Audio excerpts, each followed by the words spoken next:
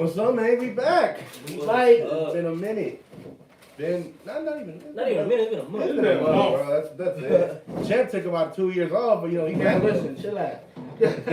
Nah, but it was justifiable. Vaccine, so justifiable. Yeah, we bake. We bike, man. Bake? You said bake? Bike. We back. BYKE, nigga. Like, damn. But you already know who it is, bro. It's your man Skippy, you feel me? We back in this motherfucker. You in the garage. Chat up and at, you feel me? What is up? What's the deal? It's been a minute, man. But like I said, safety first with this pandemic shit, man. We're trying to get this vaccine going. And speaking of that, how'd you guys? Well, I know you haven't got yours. Nah, I have my appointment.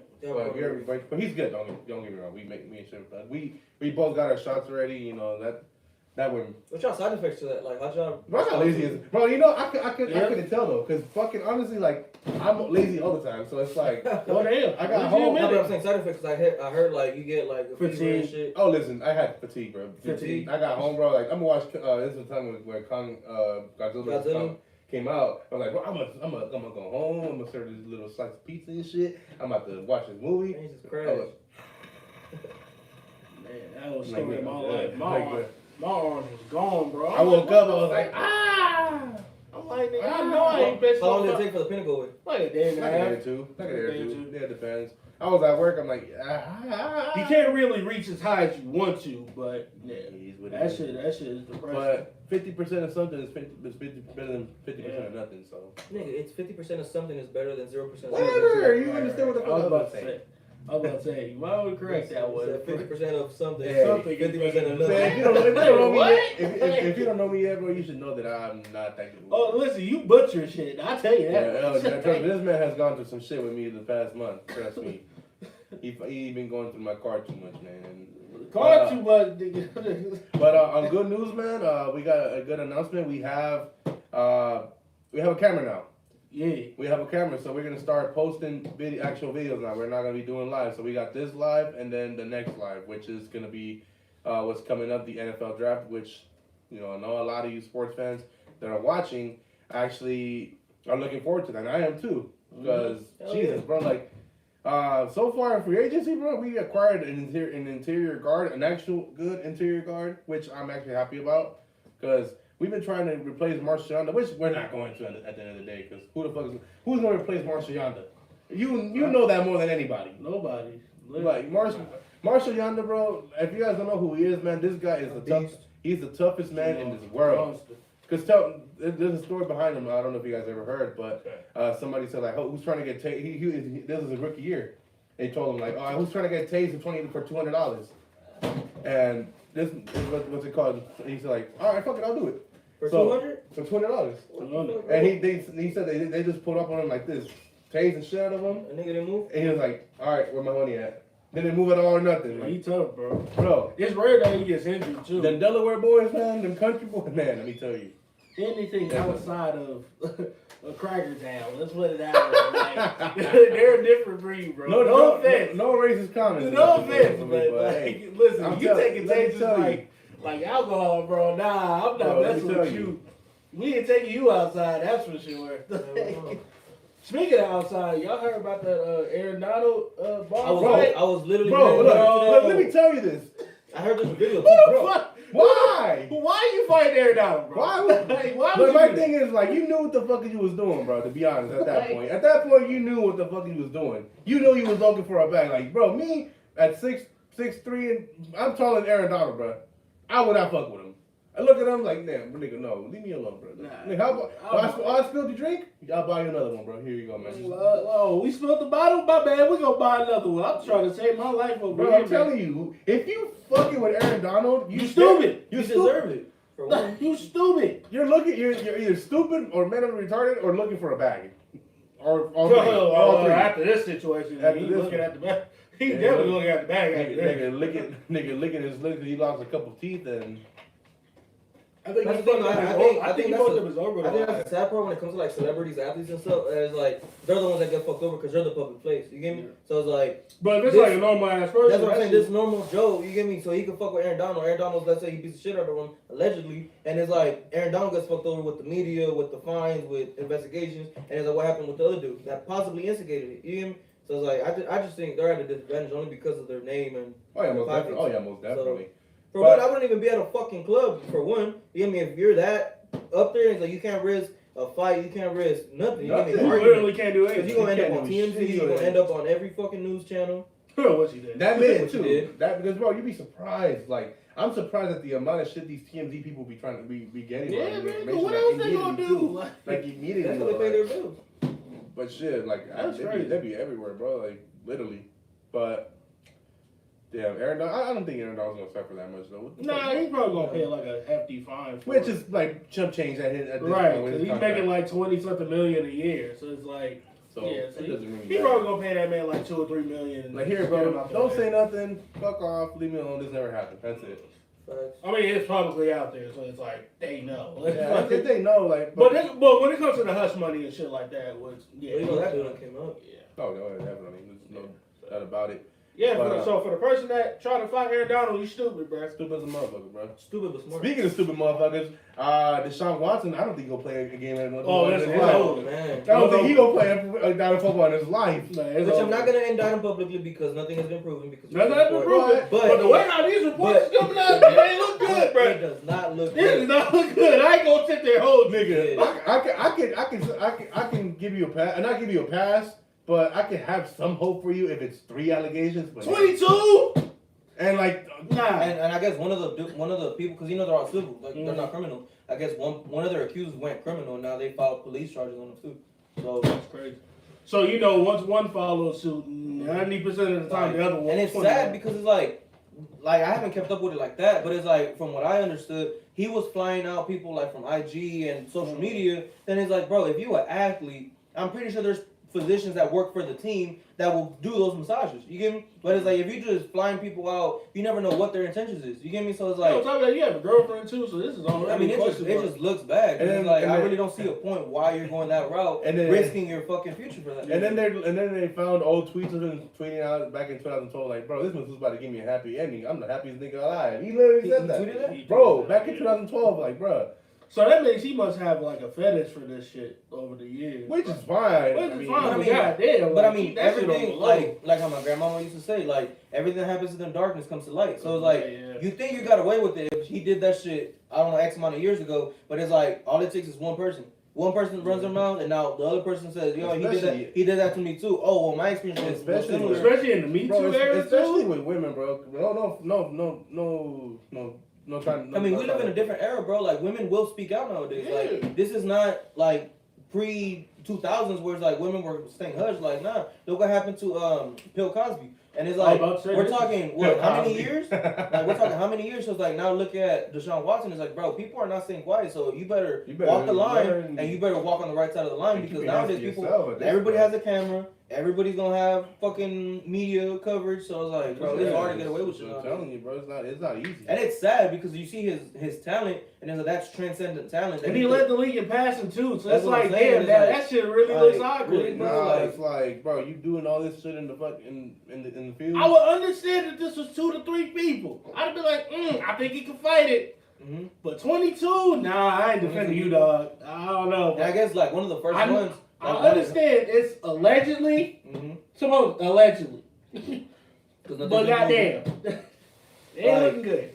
Yeah. Go ahead, my bad, bro. Like, I don't know, like, my thing is, like, I guess one of the first people that, like, filed suit, they wanted hush money, like, yo, pay me and we'll forget about it. And he said, nah, I'm cool. So it's like, look at the position that he is now. I'm pretty sure he wished he would have paid that off to not open the whole can of worms. You get me? Because it's like, they went public, they lawyered up, they did everything. But at the same time, sorry to cut you off, but at the same time, if Deshaun Watson know he's that confident that shit didn't happen, he wouldn't have paid up that money to begin with. I mean, yeah. So he probably must have hella proof. Like, no, I didn't. Oh, I only texted this person Yeah, I understand that. Like, but in the Me Too era, it's because like, you paying somebody, like, look at Donald Trump, and it's like when you're paying hush money, that doesn't necessarily mean you're guilty. You just don't want the headache of going through the media. You get me? So it's like if Deshaun said, you know what, minutes I'm not paying nothing, it looks way worse than it is because, like you said, it's 22 allegations. Yeah. So it's like if you would have paid that hush money, I'm not saying the other 21 people wouldn't have came out, but it's like it would have made it harder to open the can of worms. Yeah, you would have just shut that shit up and say, you know what, I don't want to deal with it. Here's 100 grand, shut the fuck up. But it's like when you don't pay nothing now, like you saying, the Me Too movement is like, bro, every female gonna say, yeah, like, you know, I'm speaking up, women empowerment, like, it's understandable. Especially nowadays. That's what I'm saying, it's understandable, but it's like, still, bro, if you're Deshaun Watson, like, you give me, like, we gotta look at out of every football player, out of every football player in the NFL, bro, you did not expect that coming from him. Yeah. You get me? So it's like, I don't know, bro. It looks bad. Like, I'm not saying that he's guilty. I'm not saying that he's innocent. I just want to wait for the facts. No, but it does not look good. But on top of that, though, if you did do it, you should be held accountable to it.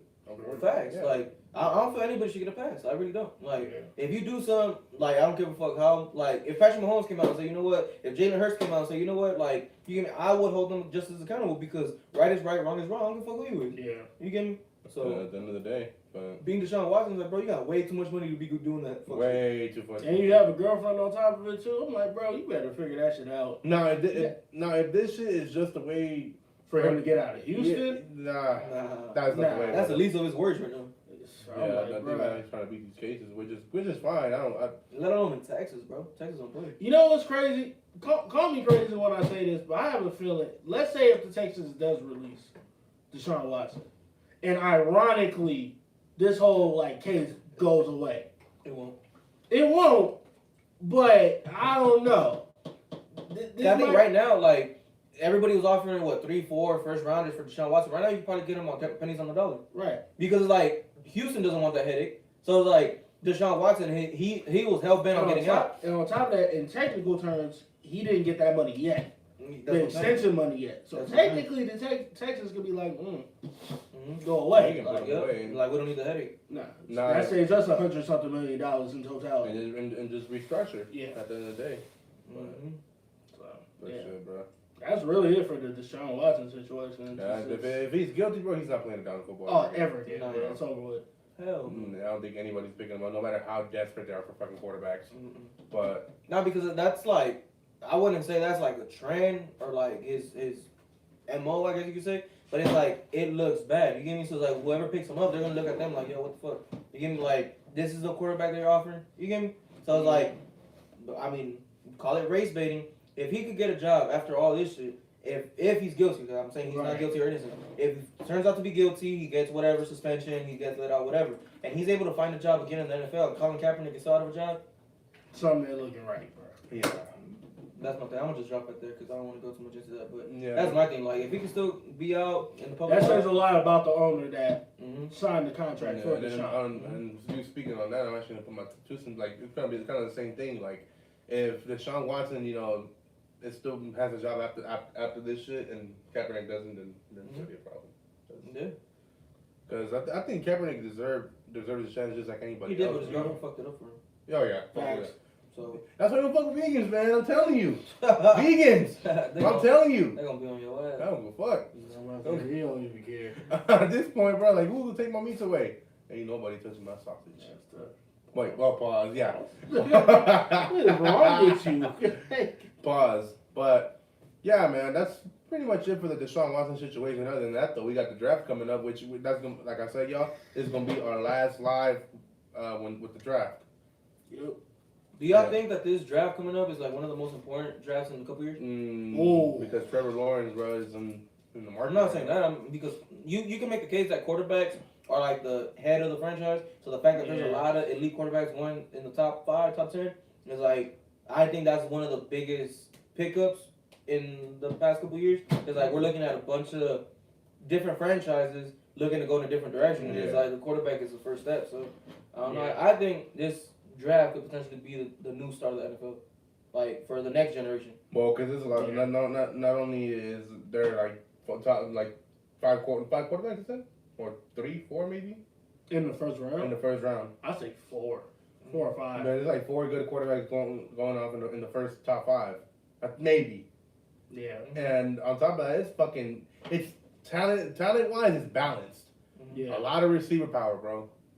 Kyle Pitts, Is he like an actual receiver or is he like a tight end? He's a tight end. On paper, he's a like tight a hybrid end. though. But He's a hybrid. I bet you if I put him on receiver, we'll probably get that separation.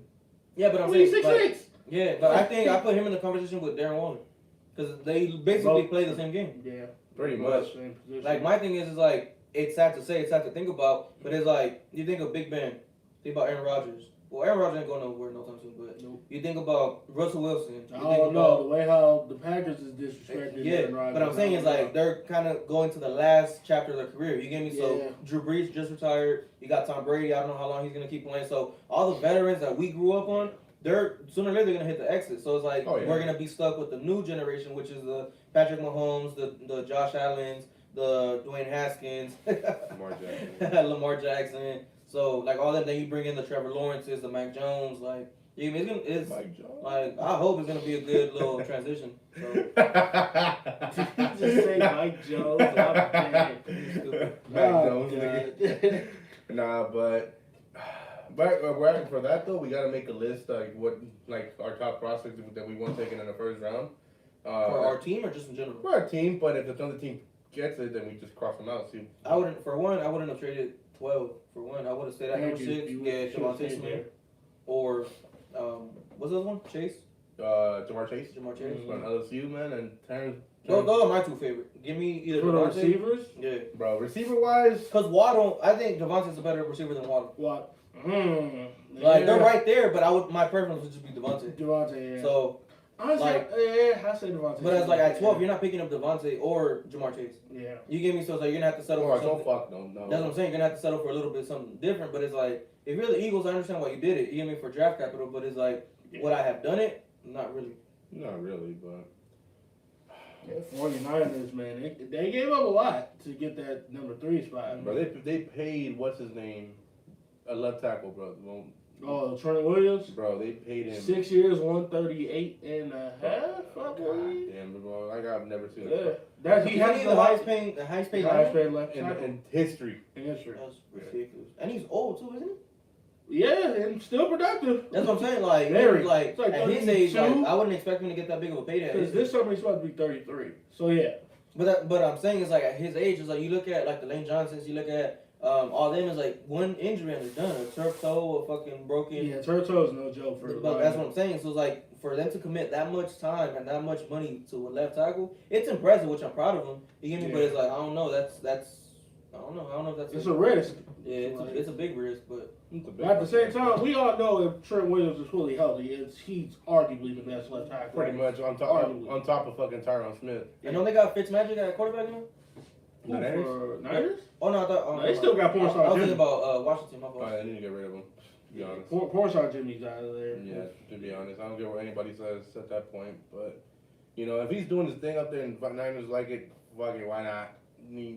I just don't think Jimmy G can win you Super Bowl. Hell no. I think we proved. That Super Bowl proved it. Oh yeah, that's more than enough. Because it came down to one pass that he couldn't make. Oh yeah, pretty much. Because like if that would have been a Brady, a Breeze, a Rodgers, they either hit him over the top or they get a PI call. Jimmy G did neither.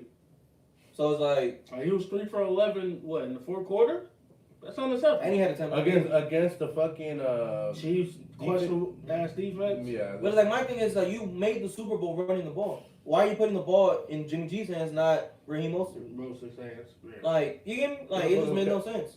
But that's another loss on the head. That's where I say Kyle Shanahan historically fucking it up for everybody. So look at the game against the fucking Patriots, bro. Goddamn, I never seen. Like, did y'all not learn? Like, oh, we got a double-digit lead. Yeah, let's fuck that up one more time. If you guys are subscribed to my boy Champ's channel, check. That was his last. I forgot. I still got that fucking. He got a run on that. You guys on the good last. Still up. Go check it out. It's still up. I forgot all about that. And check out the Steelers loss too against the Patriots. You know. Oh, listen. Oh God. Yeah, that was the year for them niggas to win at least. I was like, you know what? Just go ahead and have it, bro. Bro, I remember you posting. He deleted the video against the fucking the Raiders too. It was like, it was like, and we gonna beat the Patriots, and then we going to the Super Bowl next week. Fucking team lost, man. It is what it is. Damn, I did delete that shit too. I know. Yeah, I know. You deleted it. Yeah, that shit was horrible. I was like, God damn. I would delete it too. Oh, Man, you better get the fuck off my phone. I thought you was buying tickets. I'm like, Listen, you better get the fuck off my phone. bitch, you look like you was trying to buy tickets. That's why. Yeah, I am texting somebody back. Yeah, This man, This man. Well, I try not to look. I'm like, what the hell is this nigga doing? I thought you were trying to buy tickets. You know, everybody's saying that Bad Bunny tickets are like expensive as hell. I actually I'm not gonna put anybody on blast, but I had some. I have followed some girl on IG, and she's a prime. She works at Primerica, and she's like, oh, so you guys want to spend money on Bad Bunny tickets, but you guys don't want to start your own company for $124. I'm like, that's not starting your own company though. Explain, please. And if she watches this shit, man. I don't give a fuck. Like, you get me? Like, I just think, I mean, teach his own, you get me? But, like, Primerica, they sell you on something that they don't, like, if you're selling me on a dream that can make me a fucking gazillionaire, why aren't you a gazillionaire? Thank you. You get me? Like, if I'm Where's the logic here? if I'm gonna give financial advice to somebody, let me be in a financial position of my own to say, you know what? Look at the car I'm driving, look at the nice house that I bought, and I got 3 other properties. But if you live in not to the expectations that you want to be at, how can you expect me to live off those same expectations? Right. You get me? You're gonna help me be there? Nah. Like, because you ain't even there. So it's like, if I'm gonna take advice from somebody, or if I'm gonna take an investment from somebody, it's gonna be from someone that I know is in a better position and in a good position that's able to give me that advice. You feel me? That's my thing. But everybody that works at Primerica, my respects. You give me, I ain't dissing nobody. Get your bread. You gotta know how to sell. You give me your services. So don't sell somebody and say, you know what, like, you start your own company, you're gonna be making this much money. No, it don't like that. It don't work like that. Like, reality don't work like that. The pyramid schemes don't fucking work at the end of the day, bro. Like, Facts. I don't know, bro. To me, that's just a waste of time. You know, You just throw your money away. yeah, pretty much. Yeah. I mean, you don't throw your money away, just like my way. If a job is asking you to invest, bro, What's about? if a job is asking you is asking you for money, you know, investment, then there's a problem, bro. Yeah. Because the job is supposed to put you on your feet, bro.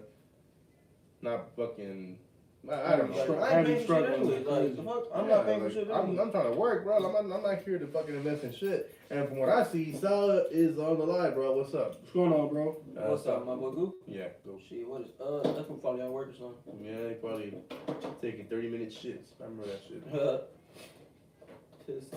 Yeah, but on top of that, man, that's pretty much it on the sport free agency. You guys like what your teams did? Nigga, my team ain't done shit. I'm out this conversation. We signed a safety.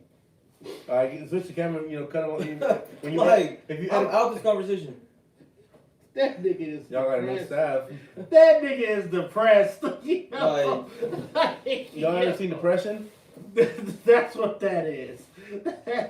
Bro, like, That I don't man understand. gonna do Howie it. Roseman, bro, needs to be fired, bro. Like, Like, been fired. like, I'm sorry. You let go of Doug Peterson, you let go of Carson Wentz. You might as well let go of Howie Roseman, too. You get me? Like, it was bad. I'm a fan of Jalen Hurts, for sure. You get me? Because of what he did at Oklahoma. I like his winning personality. You get me? Yeah. But he ain't gonna win a football game on his own.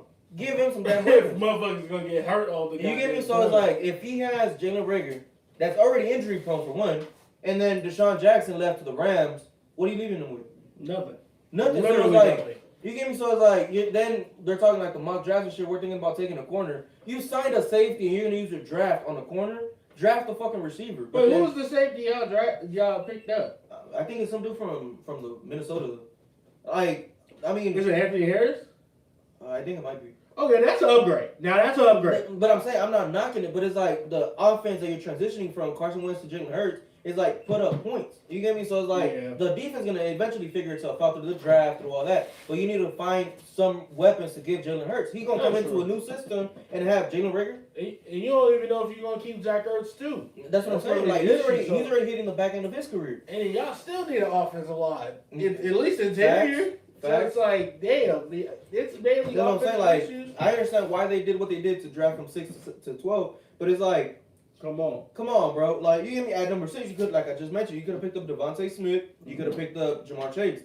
With those are, I wouldn't say franchise changers, but it's like, that's another weapon. It's something that you would have given Jalen Hurts some help. You get me? So at the same time, defense would have figured himself out. You sign a free agent, you sign this person, and it's like, you ain't gonna change the team from one year to the next. But just have a core franchise to say, you know what, we're giving the keys to Jalen Hurts and we're giving him 2 good receivers. You get me? You giving him Jalen Rager that's injury prone. And we're gonna draft a corner what the fuck? What about Jalen Hurts? You get me? Yeah. He gonna be running for his life with no offensive line and no weapons.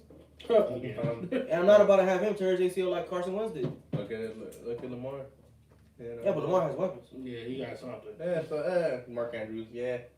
And now we'll have to see how he Bro, does. Willie Snead no. Willie Snead's not with us no more. I'm saying when you had him, like Willie Snead's no buster and Hollywood. Oh, he dropped passes like a mother. I tell you. I mean, yeah, he dropped them. Willie Snead. Trust me, I said it. Yeah, but I'm saying overall, like you look at their offensive weapons compared Bro, to Philly. when you lead when your receivers lead the league in drop passes, bro, then I don't want. But at some point, the Eagles did lead the league in drops too. Mm-hmm. So we ain't gonna act like Eagles. And then Aguilar goes to Vegas, and now he's catching shit over his shoulder. Thank you. Like what? I literally argued this to my brother like 2 months ago. I think we had my friends getting that day too. When we were watching the Chiefs game. Which I like Aguilar. You know what I mean? Like he's a nice dude and everything. But damn, you made that like, nigga elite. You made that in 1 year, bro. Like you damn near had a 1,000-yard season. All of a sudden went Gruden. Like what the fuck? Like nah. And Derek Carr.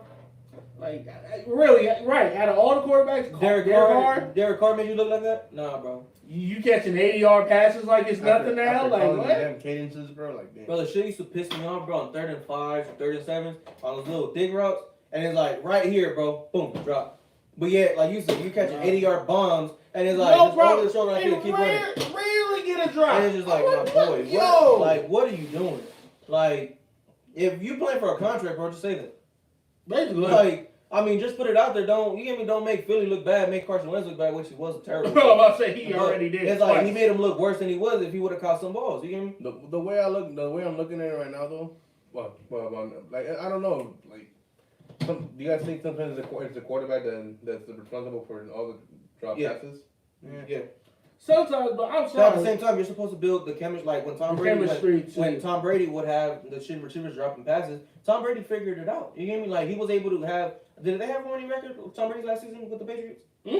That's what I'm saying. Like you're supposed to figure it out. They were the 3rd seed because you're supposed to figure it out because you're the leader of the team. So as a quarterback, if your receivers are dropping passes on a fucking Sunday, Monday, Tuesday, Wednesday, hey y'all, we working on that. Fuck workout, fuck stretching. We gonna stand right there, catch these shits. Get your hands up. You get me? So it's like if the quarterback is comfortable with the record because his money's guaranteed, like that's the quarterback's fault. Because I mean, the quarterback's not gonna win the game every time. You get me? You need your receivers to make some throws. I mean, some catches. So that's my thing. So, but in the defense of the quarterback, there's sometimes they put that bitch on the money. They just straight up drop it. That's what I'm saying because the receivers have no chemistry with you. Yeah. So like, you gotta get them in the field of catching. It's a 50-50 thing. Really. Yeah. It's 50-50. Because like you remember Adonis Jefferson, our quarterback. Like when I was catching his throws compared to Cisneros is you have to adjust. You get me? So you have to adjust to certain people's velocity. Yeah, know his tendencies too. That's what I'm saying. You got to know their tendencies. You got to know what way they like rolling out. You got to know how fast they throw the ball. So it's like if the receivers go, and because we transitioned from Carson Wentz to Jalen Hurts, I think like week 12 or something. So it's like if that's a whole new quarterback and you really have no chemistry with them, can you really blame them for dropping the passes? No, because we're not used to you. You get me? So I mean, sometimes on the quarterback, sometimes it's not. But I think as the leader and as the face of the franchise, you have to take the majority of the blame. Yeah. You win, you take the credit. If you lose, you take the blame. So it just happens like that. Yeah. Regardless of who the quarterback is. You get me? So like Patrick Mahomes, when he lost the Super Bowl, his throws was hitting Tyreek in the helmet, and what he say? It was my fault. You get me? Like I could have played better. But I mean, Travis Kelce was getting hit right in the hands too. I'm sorry. I feel like he's just saying that shit just for the cameras. Let's be honest. I mean, I know deep down inside when he got into that goddamn locker room, he was pissed. He looked at the fucking receivers like, really, dog? Like, bro, I'm going to you right here. His body was parallel to the ground, in the air, and he flings that bitch. Stared at the camera. Yep. I can't make this up. And it hits Tyreek right here. Drops it. On a 4th and 9. Bro, that happened twice. That's 14 points that y'all could have. It happened really 3 times. Yeah, but 2 were in the end zone. Oh, yeah. So 2 were in the end zone, and that's 14 points you could have had. Going to that slinging shit like up in the air, that's one of the things I love about Mahomes and Lamar, how it's just a fucking blitz and they throw for 80. Like, yeah, but I feel like Mahomes is way more impressive because I'm like, that motherfucker was running for his life. Yeah, but the thing is like with Lamar, right? If you put Lamar in that situation, Lamar will be just fine. You get me? Because Lamar doesn't rely on his arm. He relies on his legs. So if his 2 tackles are out, Lamar's already used to running. You ain't gonna catch the Yeah, motherfucker. right. So it's like he would have been fine, but Patrick Mahomes is not as fast. He relies on his throwing arm. So it's like if you're able to scramble out the pocket because they're moving the pocket for you, so they move the pocket and you're hitting receivers in the helmet. There's nothing Patrick Mahomes could do.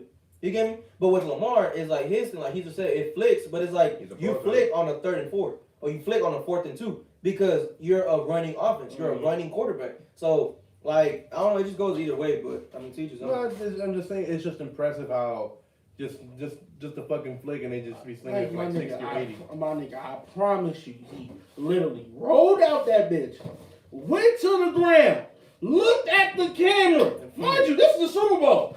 Flicked the bitch sideways and hit Tyreek in his chest right here. Drops it. Right after he had hit Tyreek in the helmet in the second I'm quarter. sitting there like, my nigga, you can't make this up.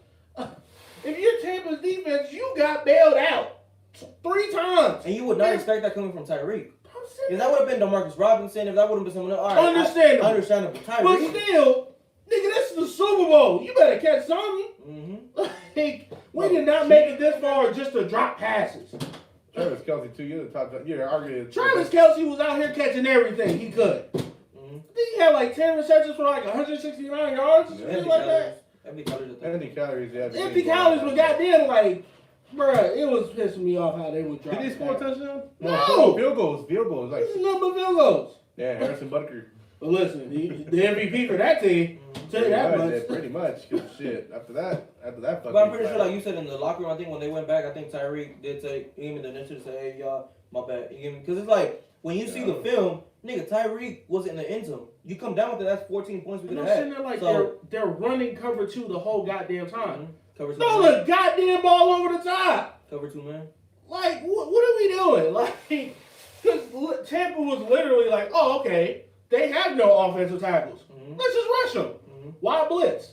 For what? Shaq Barrett and fucking. They were bracketing Cheetah the whole game. So you bracket doubled the shit out of them. That's what I'm saying. You bracket Cheetah, it's like that opens the field all underneath bros. And that's why Kelce was getting open. That's what I'm saying. But it's like instead of trying to hit over the top, take those 5-7 yards. And because, bro, you know that the slowest receiver probably runs what, a 4.4, 4.3? The slowest receiver. So it's like if you can hit someone on a slant or an in or a dig route, just let them run off. And they were pressing like a motherfucker. That's what I'm saying. So it's like you're looking for Cheetah, you're looking for the bomb, bro. This is not a game for the bomb. This is the game to underneath routes, crossing routes, slants. You gave me 7s. Like I don't know what. This was like one of the first times I've seen Kansas City literally get punched in the mouth. All around. Like receivers couldn't get open except for Kelce, but even he was getting clamped up at times. So he's 2-0 against fucking Mahomes. Which is sad. But not sad because it's greatness for Brady, but it's like damn, like what could Mahomes do in that situation? Like you had the fucking rushing in your face the whole time, but I called it too. Did I not say that? So we all do. I think we all. I think I was the first one to call it after we had like said, oh, both offensive tackles are out after Eric Fisher tore his Achilles. I'm like, yeah, they're done. Yeah, because trust me, the O line it's a big fucking factor. I'm surprised they didn't have a lot of sacks that game. Shitload of pressures. I tell you that much. Because they kept moving the pocket. Yeah, they're on the scrambles and shit. And then you have Shaq, and it doesn't help out when you have Shaq Barrett and Pierre Paul. Yeah, JPP was eating that game for sure. Oh yeah, on the left side. Yeah, it was. And they expect them to be the same this year because they re-signed all the starters. Yeah, I seen that. But at the same time, Kansas City is going to address offensive tackles in the draft. It's not a debate. No, they have to. Bro, with the amount of tackles there is in this draft, bro. They have to address tackle first round. Don't even go anywhere else. Don't look defense, offensive tackles. Because it's ridiculous how Mahomes is literally throwing the ball, scrambling. It shouldn't get to a point where he's scrambling 70% of the time. It's ridiculous. That he's not used to. That he's not used to, but it shouldn't come to that point. Especially coming from an Andy Reid type of offense. After that game, it's no excuse. After that game, you definitely got to question Eric Bieniemy though. True. Oh, listen. Yeah. Him getting the head coaching job went out the window after that game. You should have adjusted after the second half. He had like a couple of job interviews lined up, huh? Like, he had a lot. Yeah. After that game, ain't nobody calling him back. Hell no. Like, we ain't taking that chance. They're like, hey, nah, bro, we good. Just stay with Andy Reid with his food and shit like that. Yeah. Go ahead, bro. Keep bringing menus on the sideline. That's what I'm saying. Like, it's over with. And he don't even be calling the plays. He just be on the microphone just saying shit. And like, I'm just here so I won't get fined, basically. So yeah, I mean, I'm just here to get paid. But I don't know what anybody says at this point. yeah. But you can't doubt him though. I mean, he's been part of the success for a while. But then again, Ed Reed is a fucking mastermind. So He's the offensive guru compared to a lot of I people. still think that Honey Badger fucked up pressing Brady's buttons. Though. Oh yeah. Oh That yeah. Yeah. He was stupid. That made it worse. You give Brady that Little spark. No, that Florida attitude, bro, because he was in his face the whole time. That's what I'm saying. At the Yeah, time. And it's like for Brady to run off and then come back to get back in your face, they wouldn't have It's seen a Brady wrap. do that. That's when I knew. Yeah, y'all lost the game. Yeah. Oh no. Y'all lost the game. You're doing that to the wrong person, bro. Let alone your offense is compromised and you're pushing the other team's offense to come and fuck you up. And Brady really didn't have to do. He still won the MVP for that Super Bowl. Right? Yeah. Literally didn't do much. Facts. He threw 3 touchdowns and literally chilled the rest of the It game. should have been JPP or Shaq or. Nah, I still say Brady because think about it. He threw No, it. but I'm saying if you're gonna give it to someone like A defensive player. Ooh, like boy. it would have been one of them, but it's understandable because Brady, you come from New England, you come here, you take them to the Super Bowl. Yeah. And what you It let him know what he did probably to- would have been Shaq Barrett. let him know what he did to Green Bay. So it's like Mhm. Brady, he deserved that for sure. Yeah, definitely. Yeah, Shaq Barrett did have like 3 sacks against Green Bay too. Like all of those sacks were smooth, but No, man, Shaq Barrett is a different breed, yeah, man. man, he got the bag. They re-signed him. He got the bag. He said he wanted to break the bank. So I mean, he doesn't. In a sense he did, but in a sense he didn't. I mean, you gotta take a team front if you want to get rings. Yeah, that's what I'm saying. So yeah. you either want to get paid or you want to get rings. The nigga said both. But think about it, he's coming Both from an undrafted free agent. Him getting that money is considered like Break the great. bank. So he broke the bank. In his mind, he broke the bank. Yeah. Which you could have got more, but you're playing with Brady. Yeah. Yep. So Because you damn near led the league in sacks twice. So it's like, At yeah, that might as point, well. Yeah, man. at that point though, shit. But I think that's pretty much for sports, man. To be honest with you, there's not. yeah, I think we I ain't got covered shit up. to say. 'Cause my team ain't. My team got Sammy Watkins, so we have to see how that goes. He good. I like him. His Yeah. speed, bro. Well, one thing my homie Pony said, bro. Look, the only reason he didn't have that much success in Kansas City is because Tyreek and Cheetah. Tyreek and Travis, and on top of that, he has other players to go. Yeah, on top of that, he was injury prone On too. top of that, Like he only had one full good season. but when he had games that he got the ball, he broke out. Mhm. So That's the thing. It's a good pickup for y'all because that's a deep threat that y'all need. You get me? So Yeah, definitely. Hollywood can run, but he's not an outside receiver. And he's a Sammy decent is. deep route runner too. So Facts. it's like, y'all needed that, like a good route runner. If you guys were gonna pick up one in Kansas City, I would have picked up Demarcus Robinson. Yeah. Big So, target. If Yeah. it- Bigger target, better hands, my opinion. But Sammy Watkins is still cool. I like Sammy, bro, for sure. yeah, definitely. I mean, I would have liked to get AB, but That was gonna happen. I mean, He's It's like, looking like he's staying. he's like there, this with bro. Brady. Ain't no, He ain't looks no like way he's he's staying about to there. and be the Brady. way Trump is arguing about that shit, I mean, I don't know, but we'll see. And they probably will. If they resign him, fuck it. But Yeah, I'm he's gonna stay the number 5 receiver there at most. Who, AB? Yeah. Listen, he was very valuable in that Super Bowl as well. So that's a 5th option. I think so. I think that was like on purpose though, to be honest. Yeah. But Should never left them open. So it's I mean, yeah, but then he also had incentives and shit. So Right. Brady being conscious of that, you gonna make Of sure course that he you gonna take care of force that feed player. him. yeah, definitely. But yeah, and on top of that, we got a good interior guard now. And the way I'm looking at O line is if we can snag a center, which we probably have a high chance of snagging a center. Yeah, y'all need a center ASAP. If we snag a center from in the draft, bro, our O line's gonna be fucking perfect, and I'll be happy. Now this is gonna be better than like the Colts. I don't know. Oh hell no! I don't think anybody has a better O line than the Colts right now. I mean, that's why I need to see what Carson Wentz does with that O line because if he I'm can't do saying nothing that- behind that O line, Yeah, you don't so- deserve to be in the NFL or even a starting quarterback. Yeah, he might mess around and buy out his contract in Indy and be like, yeah, we're gonna go another route. Bro. Because I'm still rooting for Carson Wentz. You know, only because like we drafted him, you know, we cool. But it's like if you go over there because you were kind of throwing us under the bus that we weren't protecting you and you got weapons, Well, she's right. which is accurate. That's what I'm saying. But if you go to Indianapolis where they have good weapons and they have a good line, You drop an egg, bro. I don't know how you could defend that because now everybody gonna look at you like, okay, so you were the problem. yeah, Cause think about it. For the Colts, they were pretty damn successful with Phillip Rivers. That's what I'm saying. So that's really Phillip gonna Rivers put ain't no Carson Wentz. Sorry. speed wise. If Phillip had wheels, he'd have had a shot. There was numerous times I'm sitting that middle wide open. I'm like, oh, I forgot your old ass can't run. You an injury waiting to happen. I just was never sold on what's his name? Phillip Rivers. Like I like him, you get me, but I just the way he's a good pocket passer. Bro, the way but he makes bad decisions. Bro, at times. the way the quarterback game is getting ripped. You gotta run. Yeah, you have to. Yeah. Yeah, definitely. There's no That's why ifs or buts about it at that point. That's why Cam Newton doesn't look the same. That's why Carson Wentz doesn't look the same. Because at one time where they had the ability to run, where now you're compromised due to injury, you're not gonna play the same game. So like you look at other quarterbacks, even Patrick Mahomes, like I just stated, his game is not running, but he can run.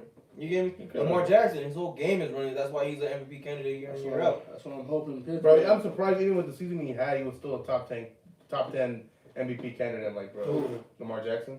He wasn't in running. top 5, but running. But he was in top 10 though. Running like the ball. MVP, bro, this year, nah. But I think I have faith in Lamar to help bounce back from what the fuck he did this year. Do you see Lamar taking you to the Super Bowl? Yeah. Do you think he can win you one? Yeah, I do. I think you'll retire with one for sure. Bro, shit, if Nick Foles fucking got you guys the Super Bowl, bro, I have a feeling. It wasn't Nick Foles. Okay, it wasn't Nick. It was, bro. Nigga, our team was loaded, bro. Yeah, you could have thrown in fucking Andy Dalton behind that, and he would have done something. Bro, Jay Ajayi, Torrey Smith. Oh, no, that's cap on that one. I ain't gonna hold Andy Dalton, bro. I ain't, no disrespect to Andy Dalton. He cold. You're telling me Andy Dalton is worse than Nick Foles? Yes. They're right here. Yes. Nah, bro, you tripping on that one. He's never won a playoff game. Nigga, he was playing Cincinnati. Bruh, he had Cincinnati when Cincinnati was decent. Had to go online. I'm sorry. A fucking 0-8 record. I'm sorry. When you have AJ Green, you niggas can't even score 20 points per game. Nah. Nigga, that's coaching got that. Because Nick Foles being the quarterback of the team, yeah, you took the credit. But it's like every position was loaded, offense and defense. Line was healthy, receivers were healthy, catching shit. Running backs were swapping in and out. Defense. Bro, I promise you, as a person that we both experienced this in the AFC North, you hit him one good time. Who, Nick Foles? No, not Nick Foles. Andy Dalton. That motherfucker ain't throwing good again. Trust me. But I'm saying, with the line that we had, our whole offense was predicated on the RPOs. So you weren't gonna touch Andy Dalton because even Nick Foles wasn't sitting in the pocket. That's gonna benefit the defense when it comes to RPOs. That's gonna benefit the defense. Cause we know his big ass ain't gonna run. Yeah. so all the DNs gotta do is just sit there and. But let's be honest, who's the faster quarterback, Nick Foles or Andy Dalton? They both can't run. That's my point. Nick Foles can run. Nick the threat was. Oh my God!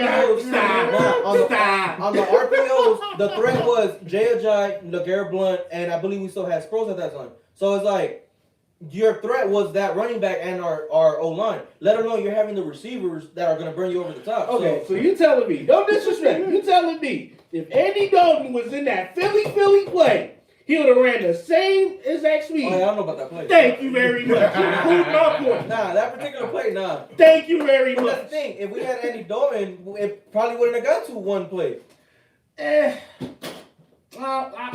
Listen. Nick Foles has a bigger ball. I'll give him that. Yeah. But Andy Dalton is not too much of a fallout from He's a liability waiting to happen. Let's put it that way. I'll tell you this much: I trust Nick Foles more than over Andy Dalton. It's not even. Oh yeah. Well, but I don't know if you remember. But did you have the same confidence when he got traded from St. Louis? No, Nick Foles. When he got let out from St. Louis going to the Chiefs. Jeff Fisher. Do I really have to say more? But I'm saying, like Nick Foles. Soon as he got. But Nick Foles was starting out just like another quarterback. Fam. Soon as he got out of St. Louis with Jeff Fisher, when he got to Philly with Andy Reid, what happened? He threw 27 touchdowns and 2 hits. So we ain't gonna sit here and act like we forgot about that. Yeah. Mind you, this was the next season he came back. Mm-hmm. So nah, Andy, come on now. Come on now. Bro, I ain't gonna let you slide with that one. Matter of fact, like as members of the AFC North, I have witnessed Andy Dalton. As loaded, first time. Trust me. As loaded as Philly was, I believe that an average quarterback would have still won the Super Bowl. Nah. Not Andy Dalton, no. I feel that we were that loaded. Okay, let me throw Jamarcus Russell in there. Is he gonna fucking win? Because essentially that's what you say. Exactly. That's essentially what you say. This no disrespect. I'm just saying. It's looking like a question mark the way how you was arguing that one. No, if we're talking average players like average quarterback like Joe Flacco. Nah. Then you're going. Listen. If Joe Flacco's in that hole, he'd have been throwing the bitches left and right. Listen. He'd be doing taxes in the pocket. Listen, he'd have been doing all types of taxes in the pocket. Trubisky. Hell no. No. Motherfucker can barely win a playoff game. He's just like Dalton. Now, he can run. I give him that. But he's a mistake waiting to happen. Trust me, it's Chicago. You really think he's going to make a difference from Chicago to Philly? If he can't do shit with Allen Robinson, do that. Mind you, he had a top 5 defense. What, Trubisky? You had Allen Robinson, fam. Do I need to say more? Fam. So there goes Dalton. There goes Mitchell. What else? We said Jamarcus Russell. Let's keep going. Take your sweet time with these quarterbacks. Fucking, what's that guy? And you have to think about it, so you're proving my point. From the Jets. Mark Sanchez? No. Mr. Buffalo? No. Buffalo? Listen. No. We ain't got no fault that one. Who else? Darnold? Blake Bortles? No. Fitzmagic? Hell no. He's a miracle waiting to happen in the regular season. Listen, isn't Fitzmagic the one that kept the Patriots out the bye week that year? Yes. Yeah, like I said, now here's Fitzmagic. I'm gonna explain Fitzmagic. He'll get you one game. He'll get you 4 damn good weeks, and then by the week 10 to 15, trash. Yeah, but then the games that count, circle those games, and it's like I'm gonna try to do this just to sabotage that. Here's the funny part. What weeks were those? Facts. He's like, fuck it, I might as well eliminate a team right now. Yeah. That's when he balls out. Early in the season, monster. He damn near plays like the MVP. But by the time the middle of the season hit, we don't know this motherfucking last name at all. Fitz bitch. I did like you Fitz who? I did like how he was like taking Tua under his wing, like when they were walking the games together, and it's like him and Tua built that rapport. I like that because being a veteran, bringing in a rookie, you're kind of teaching him the game. I did like that from Fitzmagic. I'm like, So who's another quarterback you think would do this? Like, once he said Andy Dalton, I'm like, As a fan of the AFC North, bro, let me tell you, I have more trust in Deshaun Kaiser. I just feel like I have more trust in Deshaun Kaiser. He said Deshaun Kaiser. That's you don't even know what the fuck that That's is. man.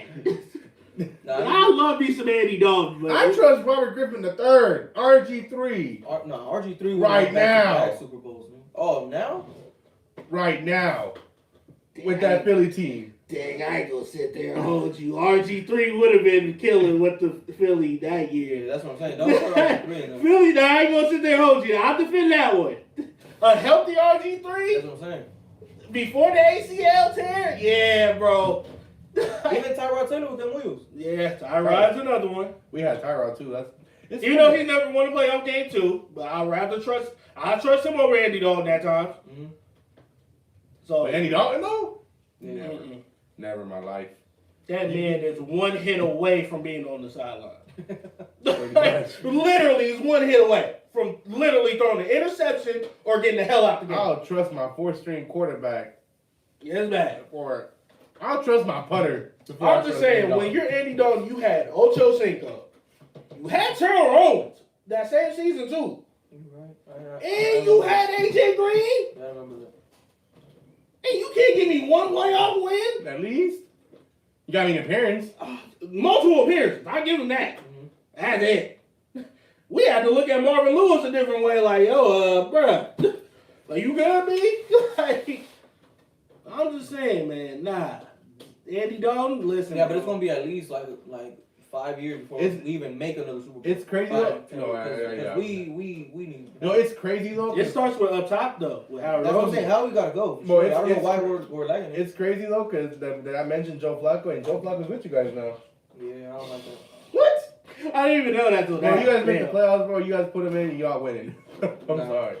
Tell you, like, you gotta put Joe Flacco in at like the right time. Too. Oh yeah, trust me. Like, it's one of those type of situations. It's weird, but it's gonna work. Trust me, bro. Just let Jalen Hurts build that. Bro, yes, I understand that. But if Jalen Hurts goes to the playoffs, God forbid he gets hurt. Put Joe Flacco in, you guys are coming back. Y'all got hope. That shit not wood. That's why I'm not gonna wood. Oh, gotcha. I'm sitting there like, I don't need another Jalen Hurts going through a Carson Wentz injury. Yep, but God forbid. Which I still don't understand because nigga, like you had the MVP on lock, you had the number 1 seed. Why the fuck you diving? Why are you running? You get me? Why And y'all was running? up. Yeah, we were up. Like, why the fuck are you running? What are you doing? And the Rams being physical, bro, they trying to take your helmet off, and you're giving them a reason to. Same thing again. Same thing I said about. And they took their kneecap off. That's what I'm saying. Like God forbid, you give me something happens to Lamar because Lamar, they know that they can't catch Lamar, but you give a linebacker a chance to put a helmet on you, it's over. I'm telling you. Oh yeah, and Lamar is more fragile than Carson Wentz. Yeah, Carson Wentz is what, 6'5"? He can be. No, but I'm saying is that he's skinny. That's what I'm saying. Carson Wentz is more built. So Lamar being a runner, you don't have that upper body strength. You don't have the mass that Carson Wentz had. So if they put a helmet on Wentz and put him out the game, they gonna definitely. But Lamar does a good job at getting out of bounds. But that's what I'm saying. Like that's smart of him. That's cool. That's smart. But I'm saying if you keep taunting the defense like you do, like playing with them and you can't catch them type of shit, when they put a helmet on you, bro, it is over. They're just gonna put a smile on you every single time. It's like, all right, cool. We stopped the run. We did our job. Yeah. Now he's forced to pass. You gonna dare Lamar to throw the ball? Yeah, with this generation, when you do force Lamar to pass, you have a chance. You think I'm lying? Look at the Bills game. Facts. Terrell Edmonds. Even though there was a lot of missed snaps, Lamar was responsible for a lot of that. Oh yeah, I'm not gonna sit here and say he wasn't, but at the end of the day, though, I still stand behind Lamar. Though. Yeah. No, Jay. Facts. We stand next. I stand next to you. I'm about to say, I don't know about me, bro. I love you, bro, but you on your own that way. Steelers fans don't fuck y'all. I still think he needs to upgrade his arm though. Oh yeah, he can upgrade it a little bit. Well, I've said it like in numerous episodes. I know you have. If he upgrades his arm, bro, he could be the best quarterback in the league. Yeah. I told the only reason why I put Josh Allen on top of Lamar is because of that accuracy. When you give him Stephon Diggs. Well, I told the same shit. I told the same thing you said to a fucking Cowboys fan. Like, I don't know, man. I don't think he'll be making. My boy Big L, man. If you watching this shit, but Cowboys are just quick to. We got 5 Super Bowls. Yeah, and then before I was born. Yeah, keep in mind, this guy's 42 years old. So. You know, the only thing they argue is at the 5 Super Bowls, bro. What about the 25 years after that? Here's the thing, though. If you're a young Cowboys fan, I cannot respect you if you say, "Oh, we got 5 Super Bowls." No. You weren't even born. That's just ancient at this point. Like I respect. Well, I don't respect no Cowboy fans, but I'm saying I respect fans that are at least objective about their team. But every year, bro, Cowboys gonna make the Super Bowl. Cowboys gonna win the Super Bowl, bro. Like, Cowboys have the best offense, which they do. Cowboys have the best team. Cowboys gonna go fucking undefeated. Cowboys gonna can we just take it week by week? Do you know what your schedule looks like, bro? First of all, there's not many teams that have gone undefeated in history. No, the only one that's successfully gone undefeated was the Dolphins. Cowboy fans always find a way to irk my nerves, bro. Oh yeah, trust me. I'm surprised that my boy Big L is one of the only ones that I could actually respect. I don't respect no Cowboy fans. Sorry. Go bandwagon go join the Houston Rockets bandwagon, bro. I'll be cool with you. You want to root for a Dallas team? I don't know. You got to go down to Houston or something. Shit, go to Texas. Fuck, I respect that more than anybody. Yeah, I don't do Dallas. I don't know Texas looking like a mess. Shit, I think literally. You missed James Harden now potentially Deshaun. Mm-hmm. So listen, Houston going through it, bro. Oh yeah, definitely. Facts. Better than Dallas though. Oh, yeah. That's it for sports topics. Sports topics, yeah. I think that's pretty much it, man. It was supposed to be a little short on sports because there's not many. And basketball we haven't really kept up with, so. Facts. We're gonna switch up to social events. Facts. Yeah, because we don't got no questions this time, but it's like I feel like due to the recent. You gave me the recent current events that are going on, whether the Derek Chauvin trial, or the police. You gave me encounters with minorities. So those are big issues. So that's why we wanted to touch on those a little bit. Oh yeah, definitely. So Derek Chauvin, though, man. I haven't kept up much on it, though. But it was an interesting trial, bro. I'll tell you that much. Oh yeah. Yeah. Do you guys think he's gonna be found guilty for anything? I say my mind's telling me he's probably gonna do 15 years max.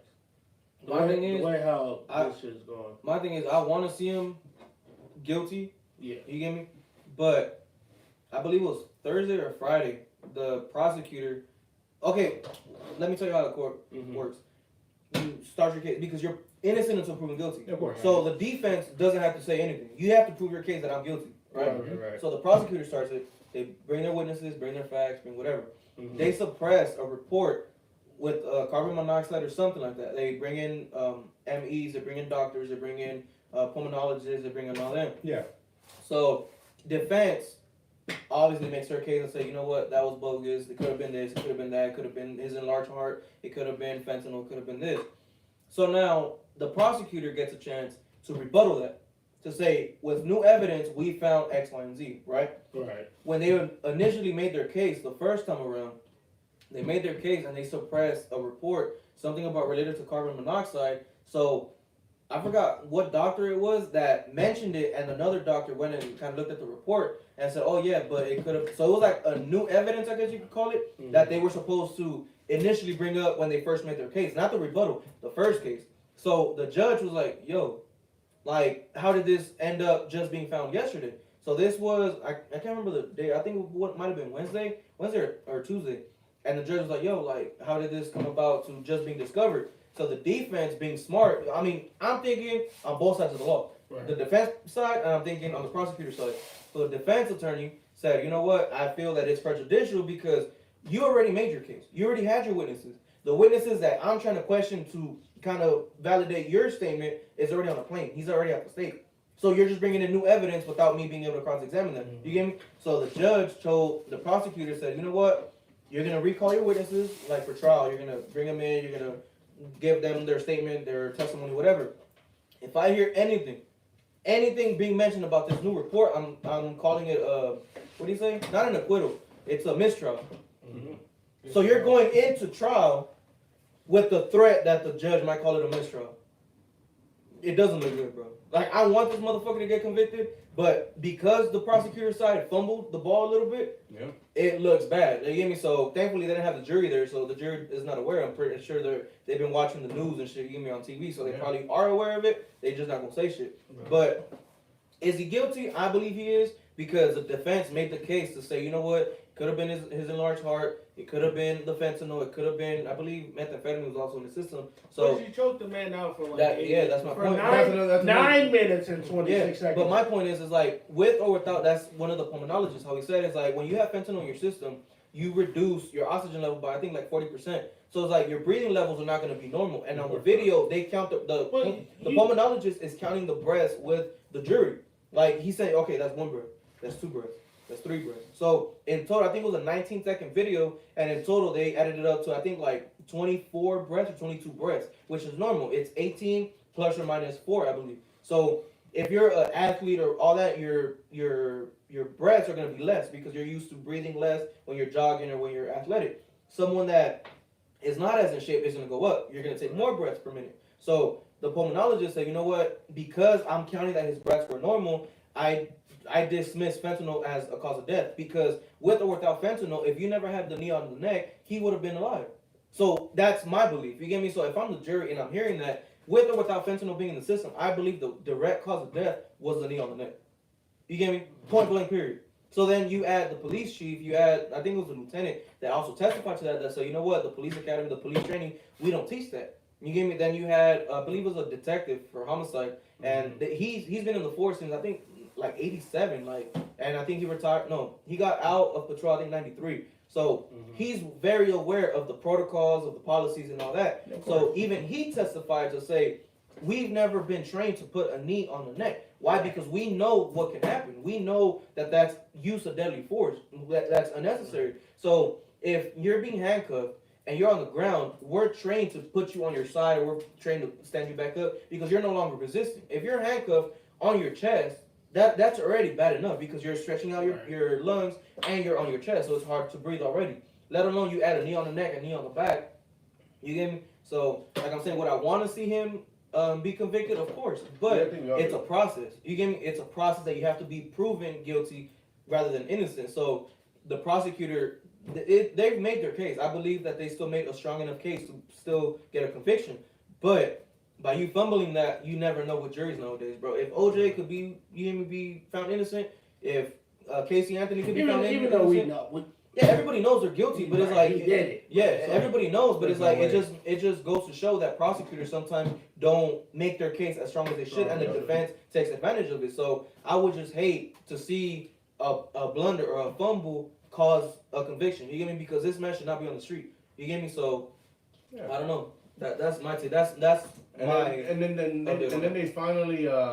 What I did see, they did release the body cam footage and saying that the knee wasn't on his neck, but it was still on his back, like regardless though. No, his knee was on his neck. Oh, bro.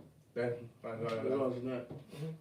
Well, 3 officers were on him, and Chauvin was on his neck, and the other one was like on his shoulder blade. Bro, so he really couldn't move. If you really need more than one person to arrest one person, bro, you really. No, and that's what the pulmonologist was saying. Like the pulmonologist was saying that with George Floyd being on the ground, you're initially caught in a press. You get me? Because you have the street that's a hard surface, and you have Derek Chauvin's full weight on him, compressing him. You get me? Let alone you have the handcuffs, and on one of the body cams, you see the second officer, I believe it's Officer Lane. He has the handcuffs, and he's pushing the handcuffs up. You get me? So you're pushing the handcuffs up, and you're squeezing his chest. So you're initially squeezing his lung because it's a hard surface. It's kind of Derek Chauvin, and then the other dude is pushing the handcuffs up. It's kind of hard to listen to you say it is, bro. Like it's hard. You literally killed somebody painful. Like you literally just looked at somebody die, bro. It's heartbreaking, and the pulmonologist said, like, you know what? It's almost similar as a surgeon taking out your lung because you're not using your left lung. You cannot use your left lung. So he was relying on his right lung the whole time because he couldn't breathe. So like we initially saw him suffocate, and the shit that was heartbreaking was that they played the footage, and the paramedics got there, and Derek Chauvin was still on his neck. So the paramedic checked for vitals, checked the pulse, checked everything. That's what I'm saying. But it's like he checked for vitals, he checked everything, and he had to tell Derek Chauvin to get the fuck off. Because if not, Derek Chauvin would have never got off. So I can't remember if it was a detective, a homicide detective, or the police captain or the chief. They said that once George Floyd was no longer resistant, they should have helped him up. They should have helped him up, got him off his back. But it's not even about the use of force. It's about the lack of medical. You get me? So he's no longer responsive. One of the officers, you could hear him on the body cam, and he said, "Yo, let's turn him on the side." And Sean was like, "Nah." And he told him twice, "Yo, let's turn him on the side." He said, "Nah."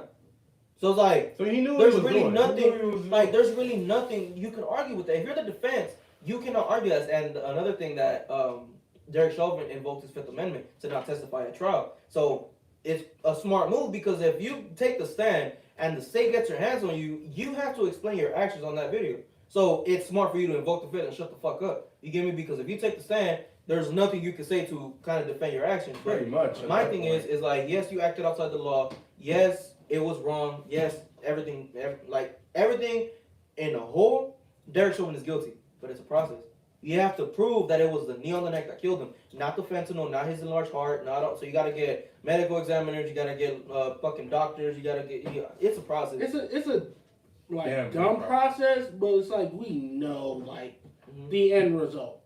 Millions of people. It's heartbreaking though. Like the man was calling out for his mom, like bro. Yeah, man. That shit. Like it's that's when he knew. Like I'm not gonna look, man. Here's my take on it, man. I'm not gonna justify fucking Chauvin's actions because he deserves whatever the fuck is coming to him, man. But all this shit could have been fucking avoided, man.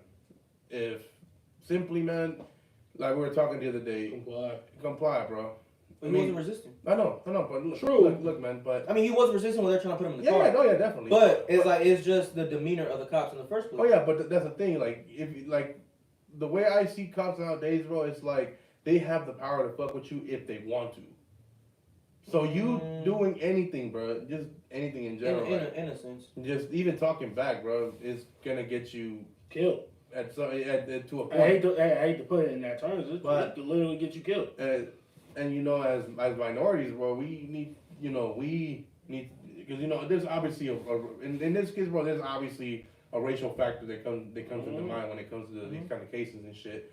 But the best way to do it is like, look, you comply, shut the fuck up. But you're supposed to do that. Take the L. But you're supposed to do that regardless. That's my point. But it's like with or without complying is like how you said. It's like how cops. That's my main problem. Is not with the police officers because I respect every police officer. Yeah. You get me? Only because you're putting your life on the line every time you put that uniform on. So I respect that. But my problem is with the system because I believe that if you're able to sue a police officer directly, which is the qualified immunity, if you're able to sue them directly for their pension, for criminal time, which we're talking football numbers, like officers would really change their protocol and say, you know what, like we're not standing for this, or an officer's gonna think twice about doing something because how you said you want to see Derek Chauvin do 15 years. I want him to do life. You get me? Because it's like you killed him, you took a life. You get me? But it's like my thing is with the qualified immunity, you're not able to sue them directly. You get me? Because they have that protection. They have that line of protection. So you know what? You can't sue me. You can't touch my pension. But it's like once you start getting to their pension, you start getting their pockets, you start getting their freedom. That's when shit's gonna change. But it's like until then, there's really not like I appreciate how Joe Biden is implementing the George Floyd law, which is like it's a first step. You get me? It's not a complete resolvement, but it's a step. Something. It's something. That's my point. But it's like how you said. It's like with the whole process of finding Derek Chauvin guilty. I respect it because since that's a field that I'm like I want to get into, you get me, for a career. You have to think about the process, not necessarily whether he's guilty or innocent, because you have to look at the facts. You get me? So maybe Derek Chauvin was at fault for, let's say, 3rd-degree assault, but maybe not 2nd-degree murder. You get me? Because 2nd-degree murder constitutes X, Y, and Z. So, for example, assault, it's a harmful or offensive touching. So, if I curse you the fuck out, I can't go to jail for assault because I didn't touch you. You get me? So it's like it's a process. So I think he's getting charged with 2nd-degree murder, 3rd-degree manslaughter, and 3rd-degree assault, I believe. So everything is a process to the point where it's like if the law says to get convicted of this, you have to constitute this, and you can't prove that, you're innocent. Which we saw the video and you're guilty of it, but it's just the charges themselves. You get me? Yeah. So like I'm saying, my main problem is with the whole immunity process, where it's like once officers are able to be sued directly, that's when shit will change. Yeah, definitely. But till then, dude, nothing we can do. Nothing we can really do besides, besides not break the law. Break the law, don't get into shit, and if you do, by any chance, comply as much as you can. You can say as less as you can. Don't fucking hold your pride. Well, for one, you're not supposed to talk. For one, because like I'll even say this. Like we went to my sister's house, right, for Easter. So I had a few drinks. We ate. Everything was cool. I started drinking like at 5. That's what I was telling your OG. It was like 6 p.m. I started drinking. We ate. Everything was cool. So I didn't get drunk. It was just social drink. You give me, I took a beer, took a drink, whatever. So I left my sister's house, I want to say like 1 in the morning. Because, like I told you, the homegirl lives in Orange County. It's like a 30-40 minute drive. Yeah. So we go to Orange County, and I'm pulling out the block. And like after I drop her off, so I'm pulling out the block, and the cop, like, okay, it's your street, right? You get out, and it's a main street. You got to make a right to hit the main street. Right. So I'm pulling out, and the cop is pulling like this. We just crossed each other. I had my windows down, blasting my music. Then this fool, he couldn't pass 21, 22 years old, baby face. So, nigga, bust a bitch. Get right behind me. I'm cruising. But it's like, for me, I drive fast. You get me? So it's like, if it's a 40, 45 zone, I'm going 50. You get me? So it's like, if I'm going 47, right, in a 45 zone or a 40 zone, and all of a sudden I go down all the way to 40, you're going to be like, yo, this nigga's suspicious. Because he was going something, now he's in. So I'm just cruising, I'm bumping him. I don't even pay him no mind. He was on me for, I want to say like 2 miles, bro. Before I hit the freeway, then like I left and he just busted a bitch. So it's like my thing. I already have it in my mind that it's like, bro, if you get pulled over, give your license registration. Where you coming from? Yo, I don't have to answer that. Step out the vehicle, yes sir. Get out the vehicle. Like you comply, but you're not supposed to compromise your rights. You get me? So I have a constitutional right to shut the fuck up. So whatever you ask me, where I'm coming from, where I'm going, that's what the court is for. That's what the court is for. So whatever, like how they tell you, whatever you say can and will be used against you. You think this cop is your friend? He is not your friend. He's trying to investigate. He's trying to see where the fuck you're going. What the fuck are you doing on this side? Because when he pulls up my license, he's gonna say, yo, you live in this county or you live in this city. What the fuck are you doing in this county or this city? You get me? I don't have to explain like that. That's what I'm saying. So by you answering questions, I don't have to answer nothing. You get me? Because I'm not gonna help you do your job for you. You get me? Because if you read my papers and I don't have no warrant, I'm not on parole, I'm not on probation, my license is straight, my registration is straight, there's nothing for you to pull me over for. It's just you being an asshole. So thankfully he didn't pull me over. But it's like, if he did, what are you going to pull me over for? True. You get me? I'm going to comply, sir, get out the vehicle. Yeah, I'll get out the vehicle. Are you going to take a breathalyzer? No.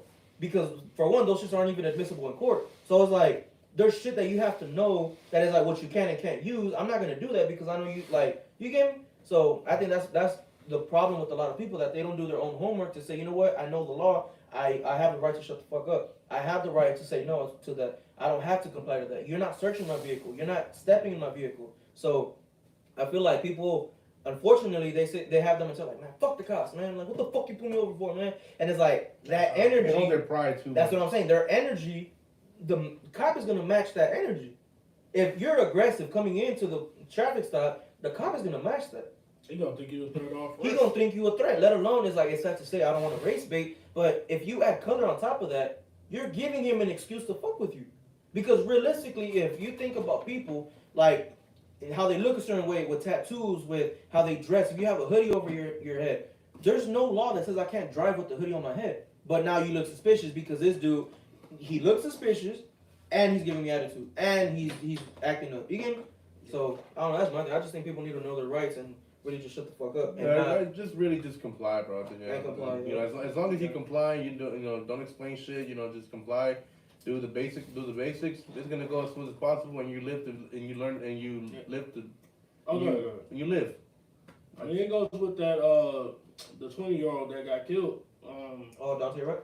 Right. Like when I looked up like the full story, like what really happened, like when I think I gave you guys the message in the group chat. Don't get me wrong. Didn't you send them? I think I sent the video of like they sent the wrong like warrant. To another address. Meaning he didn't know about that warrant at all. Mm-hmm. But even if that, you still gotta comply no matter what, because and honestly, if you look at majority of these like type of deaths and stuff like this, most of them didn't even comply. Mm-hmm. Like they semi-complied, but they didn't comply all the way. And it's sad to say because it's like how you're saying is that how they didn't comply. It's sad to say that black fathers, brown fathers, have to tell their kids to comply with the police. Yeah, but every other race. You can see body cam footage where there's white kids disrespecting the shit out of cops. Nothing. And the cop will be like, you know what, man, calm down. Da, da, da, da. Like, hey, man. And realistically, they're the ones that you need to watch out for the most. But, I ain't gonna go that far. But my thing is, it's like, when you see the attitude change between the interaction with minority groups, which is blacks and browns, and you see the interactions with whites, you're both not complying, and some people end up dead and other people walk. There's a problem. That's a big problem. You get me? But like how we're saying is like, yeah, the only thing you can do is comply because cops are not playing. In this generation, they are not playing. You get me? Because like I said, until something happens, a law that says, you know what, now you're no longer immune from lawsuits we directly. Trust you, Biden. Like, I hope. You get me? Because Kamala Harris being a minority woman, and it's like, I hope that she steps up for her people. You get me? Because it's like, she sees the problem better than anybody else. She's a woman of color. So and she worked with the jails, no? She was a district attorney for LA County, no?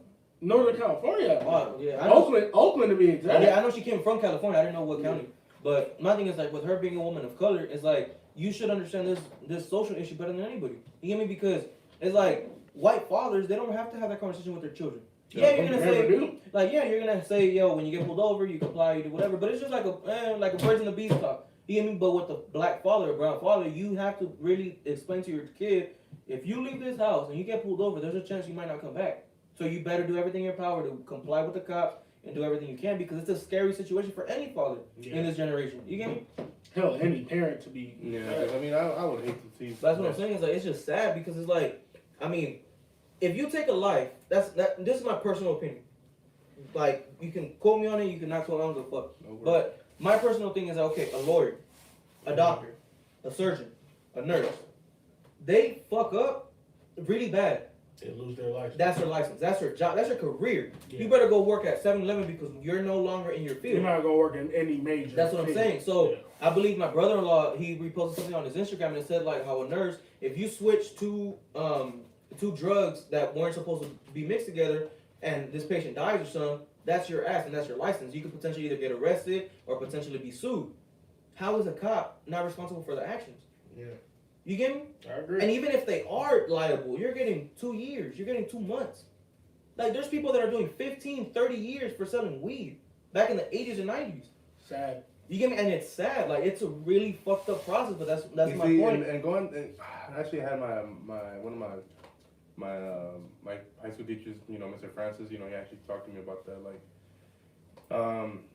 if there's somebody that I if I know a white man that supports the minorities more than anybody. It's There's like, a lot. it's that man. It's a job, For that man, I'm actually make sure you put this tag. This kind of like a message to him.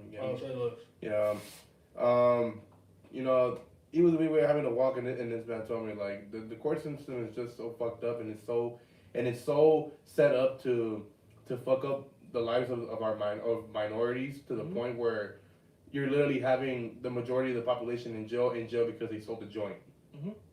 I'm like it just, and I don't know, it hit me like in a different way just because I look up to that man just like if he was my own father, you get me? And for him to support minorities the way he does, and to realize as a white man, realizing all that shit, it hits in it hits a different way, but like we love you, man. My opinion to that, I never had Mr. Francis, so trust me. But my thing is like my problem with that is like you see how the judicial system is catered to. Let's just say elite men. We're not gonna call them white because just elite, just men with power, men with money. When people in the 80s, when Joe Biden implemented the minimum sentencing law for crack, for weed, for all that, right? You sold drugs, you're going to penitentiary. No ifs, ands, or buts, you're going to penitentiary, right? The opioid pandemic with the pills, with all that, that's looked at, those kids need rehab. Why? What's the difference? Because those people that are suffering from opioid abuse are primarily coming from families with money. You get me? So it's like, how is one looked at the rehabilitation process is not jail time, not prison, but minority communities, they go to prison because it's like, hey, we can't have you selling drugs, but yet opioids are just as bad, and you're giving them rehab and you're giving those people penitentiary chances. You get me? Yeah. That's my point. So like, I just think that when police officers, if they act outside the law, whoever the district attorney is, I feel it's their due diligence to the people of that community to punish them to the full extent of the law. There should be no boundaries. There should be no holding back. There should be no blue code. There should be no, because this person killed somebody. Somebody's not going home to their family because of what you did, and I'm giving you 6 months because we're both on law enforcement, and I'm gonna give you a favor. Yep, pretty much. And you have your pension guaranteed when you come out. There's a problem. You get me? So, like I'm saying, like, you get me, to each his own, you get me? But my thing is, like, me knowing a little bit about the judicial system, that's why I do my best to educate the people around me to say, you know what? If this happens, bro, just shut the fuck up. You get me? You don't have to fight with the cop because the cop is just a cop. Your problem is with the court. So when you go to court, he needs to prove the case that you're guilty. The less you talk, the harder it is for him to prove you guilty. The more you talk and the more you say, the more shit you have to tell. The more shit you have to tell. He's gonna use that against you in court to say, yeah, but he told me that he was coming home from this place and this place never. You're just gonna contradict each other to make yourself look more guilty. Just shut the fuck up. But people have the mentality, they get pulled over, and what the fuck you pull me over for? And we saw it with Dante Wright, where you kind of pull away from the cop and you're running back into your car. We're not gonna sit here and sound like we're I'm not condemning the cop, but it's like my only problem with I don't even know the officer's name, the young lady, is like with her, my only problem with her is how the fuck do you confuse a taser with a gun? Yeah. You have 26 years experience and you're confusing a gun with a taser.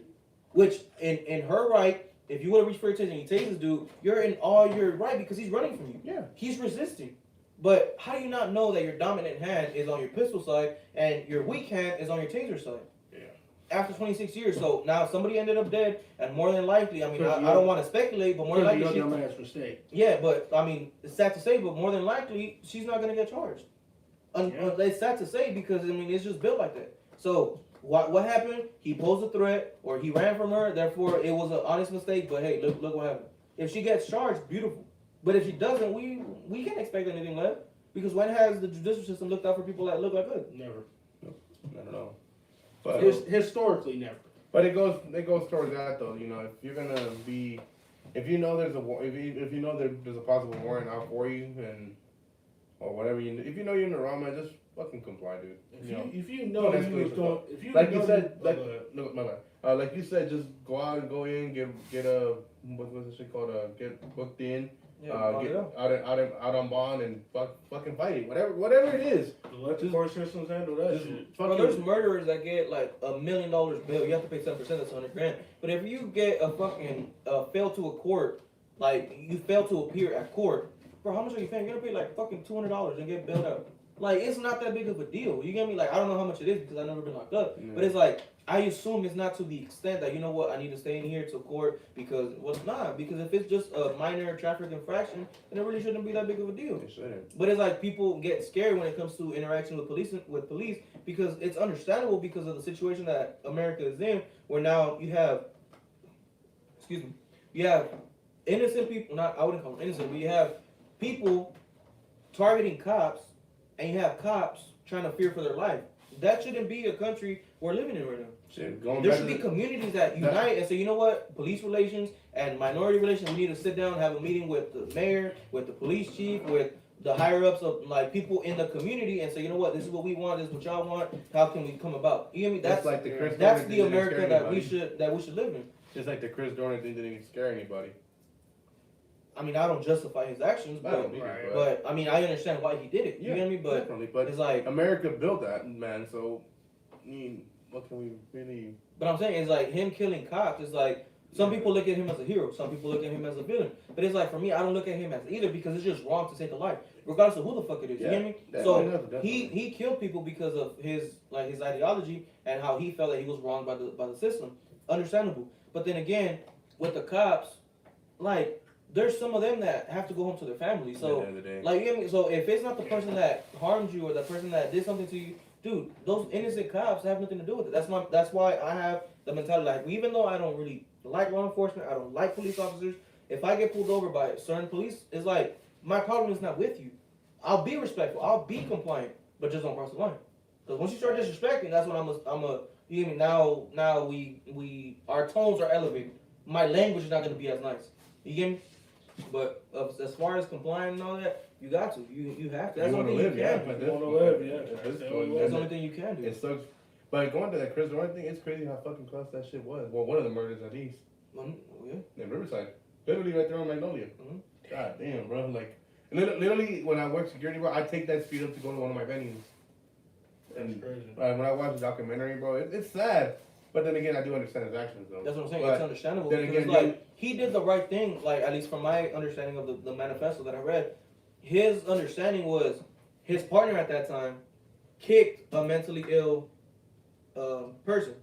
So he reported it to his higher-ups, and the higher-ups didn't do nothing about it. So now he's labeled a snitch, and people are fucking with him, putting rats in his locker, calling him N-words, and calling, like, really? He's being blackmailed. Yeah, like, that's the manifesto. And it's like, see, all that bullying, man. Like all that. No, but I'm saying those are the people that you work with. That's my point. You did the right thing for the community you're serving, but the cops themselves are not changing anything. So now, what are you doing? Now you're out of a job because, I mean, for whatever reason you got terminated. But we know why you got terminated because you're snitching on and there's a blue code that we don't snitch on our own officers. So it's like, what's the only thing that he can do? You get me? So he came from the military. He's taught to go to war. He's taught to on top of that, it was with the army too. That's what I'm saying. He's in the military, so armed forces, bro, they don't play. Oh yeah. Definitely. So I mean, like I said, I don't justify his action, but it's understandable because it's like when someone feels like that and you're hopeless, it's like you lost your family, you lost your job, you lost your pension, you lose everything initially. Like in a sense, there's nothing to live for. So like, I'd rather just take it out on the people that wronged me. So yeah, that's what happens when you have built up tension, though. But I'm saying, I think. What would help, I wouldn't say it would solve it, it would help if when you join the police academy, you make it a requirement to get a 4-year degree. That's what I personally believe. Only because with the 4-year degree comes different levels of knowledge to the point where it's like you don't just join because keep in mind, I forgot where I heard it. Can't believe if it was an interview. Can't remember if it was a song. I can't remember. But it's like a lot of bullies in high school, a lot of people that were bullied and they were belittled. They go join the cops. Now they're the ones in power. So who's gonna fuck with me now? So you think about that ideology, and it's scary because it's true. You get me? So there's a lot of people that join the cops and say, you know what? Everybody belittled me. Now I'm gonna get my badge. I'm gonna work this, but I don't like the people that look like that because that reminds me of the people in high school that bullied me. So it's sad to say, bro, but it goes to show a lot. It's the America we live in today. Yeah, pretty much. So man, I said we're living in two different Americas. Let's put it that way. Yeah. And it's like, I mean, I don't know if you guys want to talk about the 13-year-old that also just got killed in Chicago. No. And it's like, that's another situation that is like, I feel. Let me tell you, man. Like, I don't know. I feel it could have been. If you see the man, I mean, I understand. You see the guy, the kid go to the ground. Don't even say a guy, because he's a kid, bro. Come on now. You see him throw the gun, take the gun out of his pants and throw it out, like, and you tell him put his hands up and you immediately shoot him. You know, you definitely deserve to fucking die. That's just bad training at that point. At that point, or just bad awareness. So like, I believe, I think it was his boss or something that did a press conference talking about the incident, right? And he said that in that moment, he had less than a second. He said, I believe he said like point something of a second to make a decision. If it comes down to point something of a second and you react with lethal force, something's wrong. What's your instinct? As police officers, I'm not a police officer, I don't know. But I'm saying as police officers, I believe you're trained to, like, I wouldn't say suppress, but I would taught to de-escalate the situation. I would think that you're taught to de-escalate the situation. You get me? So if your initial reaction is to shoot this kid, I understand he has a gun, which he did. You get me? I'm not saying because I saw the pictures afterwards where the gun was behind the fence. So the kid was armed. I'm not saying he wasn't. But when he threw the gun and, like, he shook. You get me? He didn't reach for anything. He just shook. They said, put your hands up. So as soon as he starts reaching, you hear one shot. What do you expect him to do? You get me? He didn't reach for anything. He didn't up it. You get me? Because if he would have upped the gun or something with the gun in his hand, the gun would have dropped there. Right. You get me? So, but it's like when the gun was found on the opposite side, and it's like I'm saying, I'm not a police officer, so I can't criticize because who knows what anybody would have done in that situation. But when it comes to your first actions, like that's your what first action is you gonna kill somebody. That's what I'm saying. Like I can't say I can't question mark off. That's what I'm saying. I can't attack the police officer directly, and I can't defend them because I'm not a police officer, and I know sometimes you're faced with life or death situation where you're supposed to react in the instant. So I understand it. You get me? That's why I'm not condemning him. I'm not defending him, but. What I will say is the impression, the video that we saw, the impression looks bad because you didn't even give him a chance to surrender because as soon as you said put your hands up, there goes the shot. Mm-hmm. You get me? So, I mean, it looked like it really hit the officer because then he started, you get me, like trying to help the kid. Hey, dude, stay with me. But it's like, I mean, I don't know, bro. It's just like. It's done. It's so much crazy. It's a sensitive topic because, like, it could go either way. Like, you say something. A police officer that you may be close to, family member, friend, or whatever, can be like, yeah, but you don't know this because you're not a cop. I'm not. But I'm saying the impression that I'm getting as a civilian, it looks bad. Because that potentially, that makes all the cops look like that. Oh, yeah, definitely. That makes all the cops look like that. And it's like, potentially, it's like, that can affect your relation with somebody who's just going to pull up. Because now that dude probably wants to kill you, and you don't even know him. Mm-hmm. And that's the problem that we have in America right now. And it's a scary thing. It's a scary thing because, you know, you really got to... You know, go out of your house, you know, thinking it's gonna be a normal day and you get killed. Mm-hmm. Like somebody. It makes you question: do you even want to go outside at all? Mm-hmm. Like the way how all this like shooting and stuff like that happening. Like it makes you want to question: do you want to be, especially us as minorities, do you even want to be in the car just over doing something regular like going to the store and stuff like that? So it's like. And now you're getting pulled over for God knows what. And he's like, I believe you're the one that sent in the group chat where the dude got pulled over for going 40 in a 45 zone or something like that. Where he's going 5 miles under? No, I sent it. Oh, you sent it. Where it's like he was going 5 miles under and you get pulled over? Like, stupid. Dude, I've been behind people on Richie Canyon, I've been behind people on the freeway, and they're going 20, 30 miles under the speed limit. Mm-hmm. You get me? But you're going to pull this black man over because he went 5, which I don't understand the full story. I don't know. It could have been another traffic infraction that he probably ran a stop sign or a stop. I don't know. But I'm just saying it's like the initial impression that we get. And that's the thing. That's my other problem with media because they never release the full story. Mm-hmm. They make it look worse for the cop than it usually is because usually the cop is a defense. Yeah, but what the video didn't show is X, Y, and Z. You get me? Just like that one, another cop in civilian story, that one lieutenant they got beat up by they got literally harassed by fucking officers, by police. Really? You haven't heard? What is it? Well, they just the body cam footage just came out and shit. They pepper sprayed the shit out of him too. Oh, you're talking about the army dude? Yeah. I have a big problem with that. Shit, come on. My main problem with that, because I've seen the video from beginning to end. My main problem with that is when he said, I believe guns were drawn and he had his hands out and he said something like, yo, I'm scared, I don't want to move. And he said, yeah, you should be. Oh, yeah. That phrase is a problem. Meaning you were going to shoot that person. That phrase. This man is a uniformed veteran, Lieutenant on top of that. lieutenant, and you're using the phrase "you should be." Yeah, What mentality is That's a that copying? That's a it, sign. just, it goes to show that not even men in uniform respect other men in uniform. Higher than that, on top of that. That's why I posted. Nobody say It just That's it's why I posted just, on my Instagram. Like I posted that it was a picture of Colin Kaepernick and a picture of the cop, and it's like if you were offended, no, if you thought that this was an offense to the country, what about this? Because like that's more offensive to veterans than Colin Kaepernick taking a knee, in my opinion. A lot of people might disagree with it, but it's like I just feel like my personal beliefs say veterans should be treated like royalty. You're fighting for my freedoms, my rights. So it's like, why would I get to go home every day in peace because of you. Because of you. So it's like, I believe they deserve the utmost respect. And for this cop to tell this dude, yeah, you should be afraid. Yeah, you should be scared. What the fuck? Like, bro, you should thank him.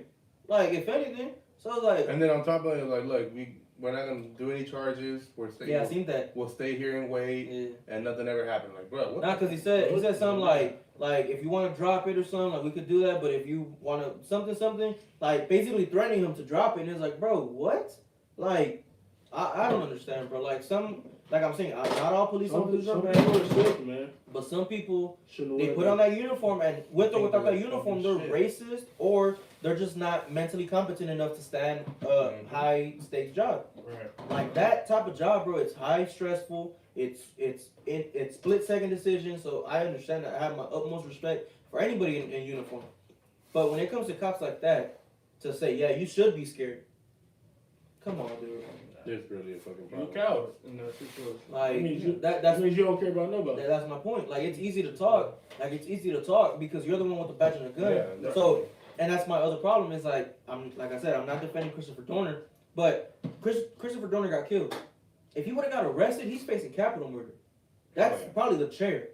But a cop and terrorism on top of that. But I'm saying is like if a civilian just kills a cop, a random cop, you're looking at capital murder. You're looking at probably the chair. Yeah, because capital murder eventually leads to the chair. But I'm saying is like I think there's a higher chance of you getting a death penalty by killing a cop than a cop is of killing a minority. Yeah. So what's the discrepancy? Yeah, it's not. You get me? Yeah.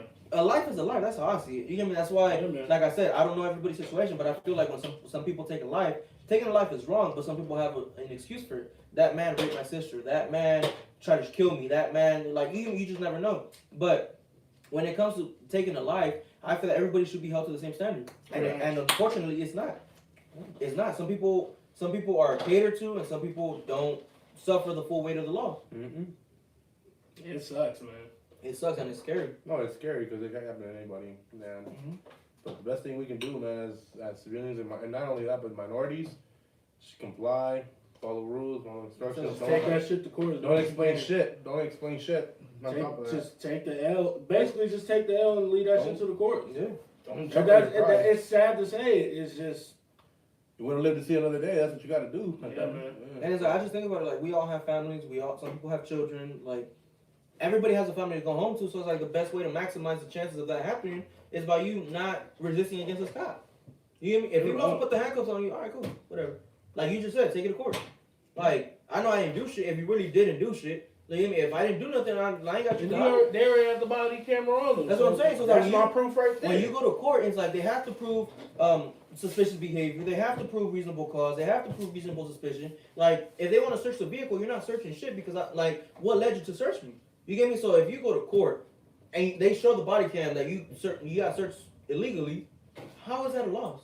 Yeah. It's easier for you to win that case than if you talk or you take a breathalyzer or you resist. Now they're adding another charge to that, like felony evading. You get like now you're adding different shit to the point where that could have been a just traffic ticket or a traffic infraction. Mm-hmm. Now you're running. Now that turned into a felony. Now you're facing years. Like I don't know, bro. It's just that. But it's the world we live in. I don't condemn all officers. I'm just saying how it looks, the perception of how it looks on body cam, on YouTube, on wherever the fuck we see it. It looks bad. It really does look bad. So it looks terrible.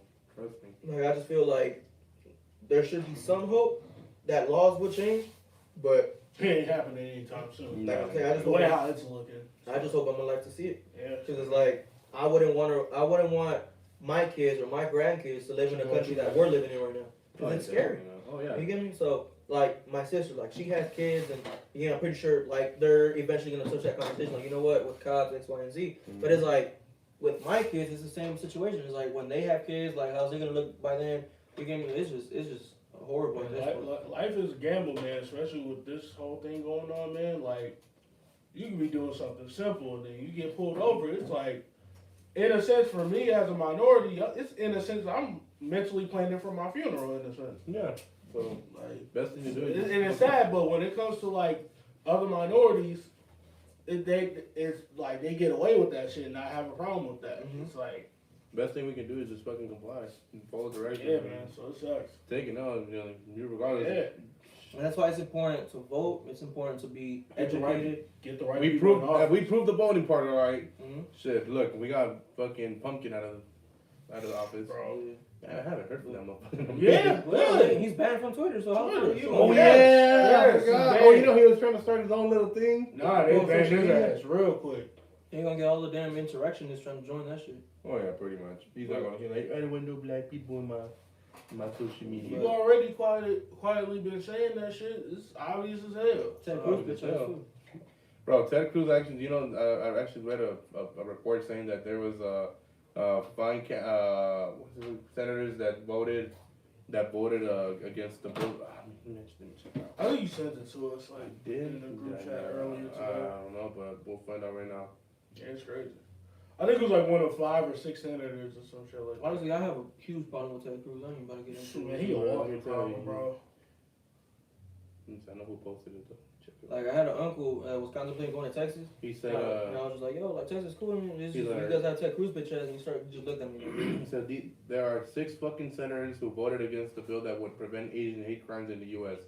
Ted Cruz, Josh Hawley, Tom Cotton, Tommy Tuberville, Rand Paul, Roger Marshall. I know you hated reading in that class name. Don't listen. Bro, no. But my thing is like, what did the law or bill say that would prevent Asian hate crime? I haven't looked into that. I'm saying, like, I haven't read the bill, so I can't tell you like why I would be for it or against it, because it's like there may be a chance that I read something in that report and maybe I'm opposed to it too. So I haven't read it, that's why I can't have an opinion on it. Yeah. But like I'm saying, I just have a personal problem with Ted Cruz because like how he handles certain situations, and like his mouth is not.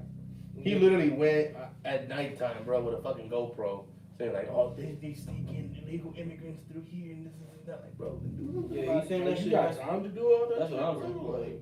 Like, you really gotta take time out of your day, bro, to do this bullshit at nighttime too. On top of that, like, bro.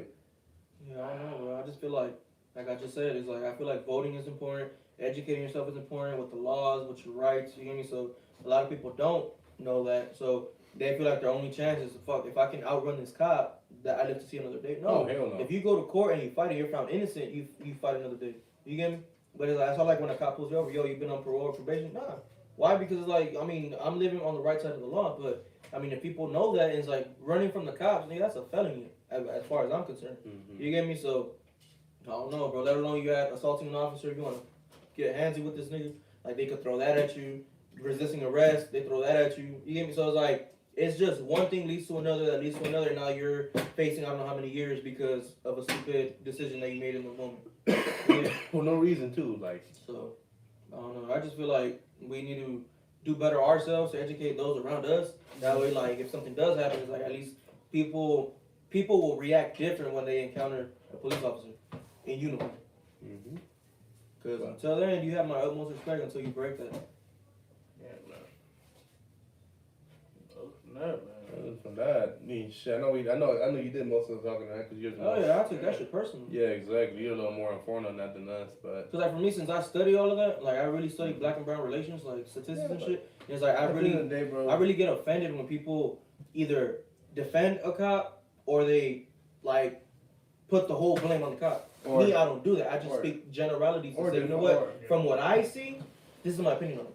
Yeah, because you just never know. Like I said, the cop could have done this, he could have done this, but I don't know because I'm not a police officer. I think the shit that I can't stand the most is when somebody tries to justify racist behavior. There's no defense to it. If you defend it, you're just as ignorant. Yeah, pretty much. Like, I mean, if you're a racist, I have no respect for you. But if you defend racism, you're just as bad. Oh yeah. You're just as racist as a motherfucker you're defending, in my opinion. Mm-hmm.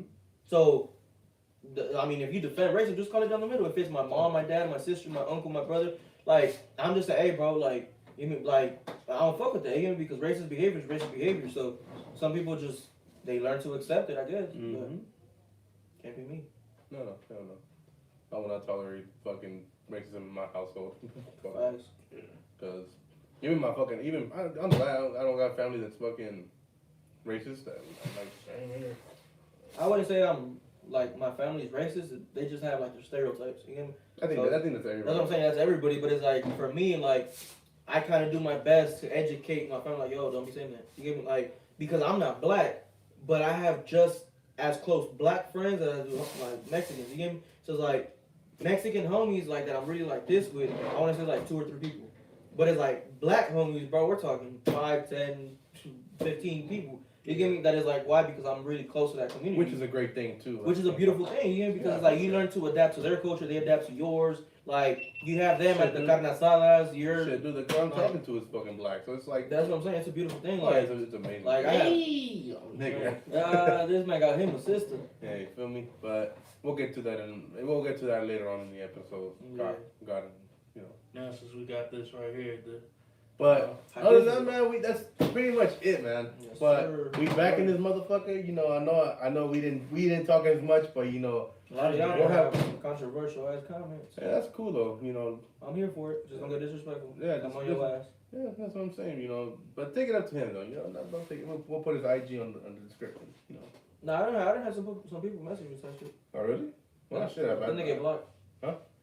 No, trust me. but yeah, after like me explaining like the whole situation, like for some of the controversial topics that we have, I don't really block them because it's like, what's the point? I just block them because it's like it's not gonna lead nowhere. If So, it's like they'll post ignorant, that's then what it's I'm like saying. yeah. Like they'll post something ignorant and I'll reply to it and I'll be like, bro, do your homework. Like because if you don't know, bro, you shouldn't be posting that shit on Instagram. That's why Or I don't really. at least admit like, okay, that Yeah, was that's why. ignorant Like, on my part. I don't really go to Instagram for a lot of shit because it's one-sided. You get me? Some people post because they're butthurt or because like their views or whatever. Like that's what I'm saying. So it's like when people post something, I'll be like, bro, do your homework. Like that's not the 100% of the story. So do your homework. And then they get upset because I'm telling them to do their homework. Like, bro, the report said that X, Y, and Z. This is how it actually happened. Now they feel stupid, and now I'm being called like all type of names, and now I'm not here for it. I'm just telling you to do your fucking homework. Now you're blocked. I ain't about to entertain nothing. But if it's a respectful debate, I'm here for it. Like, argue facts with facts. You could argue that I'm wrong. If we can meet each other, like have a common That's what I'm ground saying. in the Like, process, you could you're not about to get blocked. That's what I'm saying. You could disagree with me. I'll disagree with you respectfully, whatever. Like, hey, bro, I just feel different than you. Boom. Like, we could go about our day. Go your way, I'll go my way. Exactly. It It would would be, be you know, disrespectful and all that. I ain't here for it. You know, it would be nice to bring somebody in with a different opinion on this, but you know, the way things are and the way people are, you know, behind. I mean, there's a few people, but But I'd rather, you know, really rather just keep it like us, and you know, guests are gonna. That's gonna. Now with a camera though, we can say we're bringing in guests for sure. facts. I want my nigga Eric Bell. Oh, Bell, if you watching this, bro, we gonna have you soon. Got you. We gonna have you. I saw like the way he was talking the other day. I was like, bro, Yeah, I want to pick that brain, bro. Shout out to I my like the boy. way he Shout out to my boy Bubba, man. He coming out with his own podcast. My You boy feel me? Bubba. I'm glad that we, you know, kind of influenced my boy. I'm just playing, but nah, we're kind of glad that, you know, people are looking more into these. I say we bring Bubba in, but him being in LA, it just makes it harder. We'll make it work. Bell being here is like, bro, I want to pick Bell's brain a little bit because he's just as educated as I am, Right. if not more. You get me? Because he's in the medical And on field. top of that, he's funny as hell. So And he's funny as hell. But like I'm saying, so yeah, we definitely gonna start bringing people in, get different opinions, different. And it's like another thing that some people recommended was to bring females in. Like you can have homers and shit bring. Twerk. I don't know, bro. You gonna get me in trouble, stupid. But my thing is. Without him. Oh shit! I get in Are you in a relationship? The fuck? Champ the only one. Champ the only one like he's just rubbing his head like Birdman. Listen, nigga. I'm He'll gonna dry his head. Hey, listen, hey man, you gotta run him somehow. Keep going. You know, why am I surprised? Well, shit. Why am I complaining? I've been doing shit. Yeah, I guess like for the some- past- I guess like some people were saying. Oh, that's not the only reason I got the camera for. Trust me. It's been wild, bro. Like, but now, like I was hearing, like from people like with females, how like they give a different perspective on the guy. I actually want to pick a female's brain. Like, how do you feel about this? That's my point. So I was like, you know what? That's a good idea. We might consider that. So that's probably something that we can kind of get into. And you know me, I love me some controversy. I'm like, yeah. So separate check. Oh, listen. If it gets to that point, I'm gonna speak my truth, bro. They don't like me. Hey, man, bless your heart, bro. Hey, nah, we gonna definitely talk about it though. So we gonna definitely look into it though. We might do a couch talk, kind of. what the fuck is a couch? Where's the couch? Well, I have a couch inside, motherfucker. So trust me. I know that. Well, that means we're gonna transfer all this shit in here to there. No, why not? Okay, say less. Right, Well, we'll figure it out. We'll figure it out. There's lounges too that we can rent out for like a day. Not like Oh, a bar.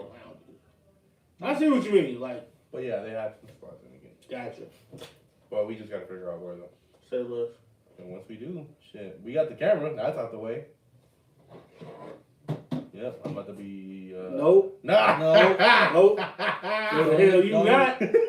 Especially if I'm gonna be doing the goddamn editing. Listen, damn it. Nope. You about to download unnecessary files. Swear to God, if I see any part of Victor, bro, we fighting.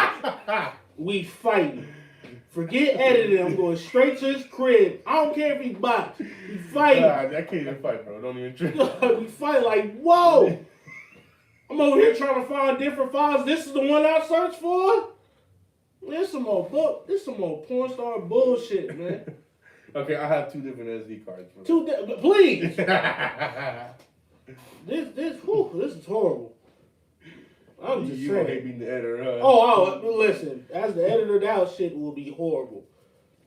I'll be like, man, look at this bullshit. We'll have to have a photo shoot first so we can have a thumbnail. No, not like that one.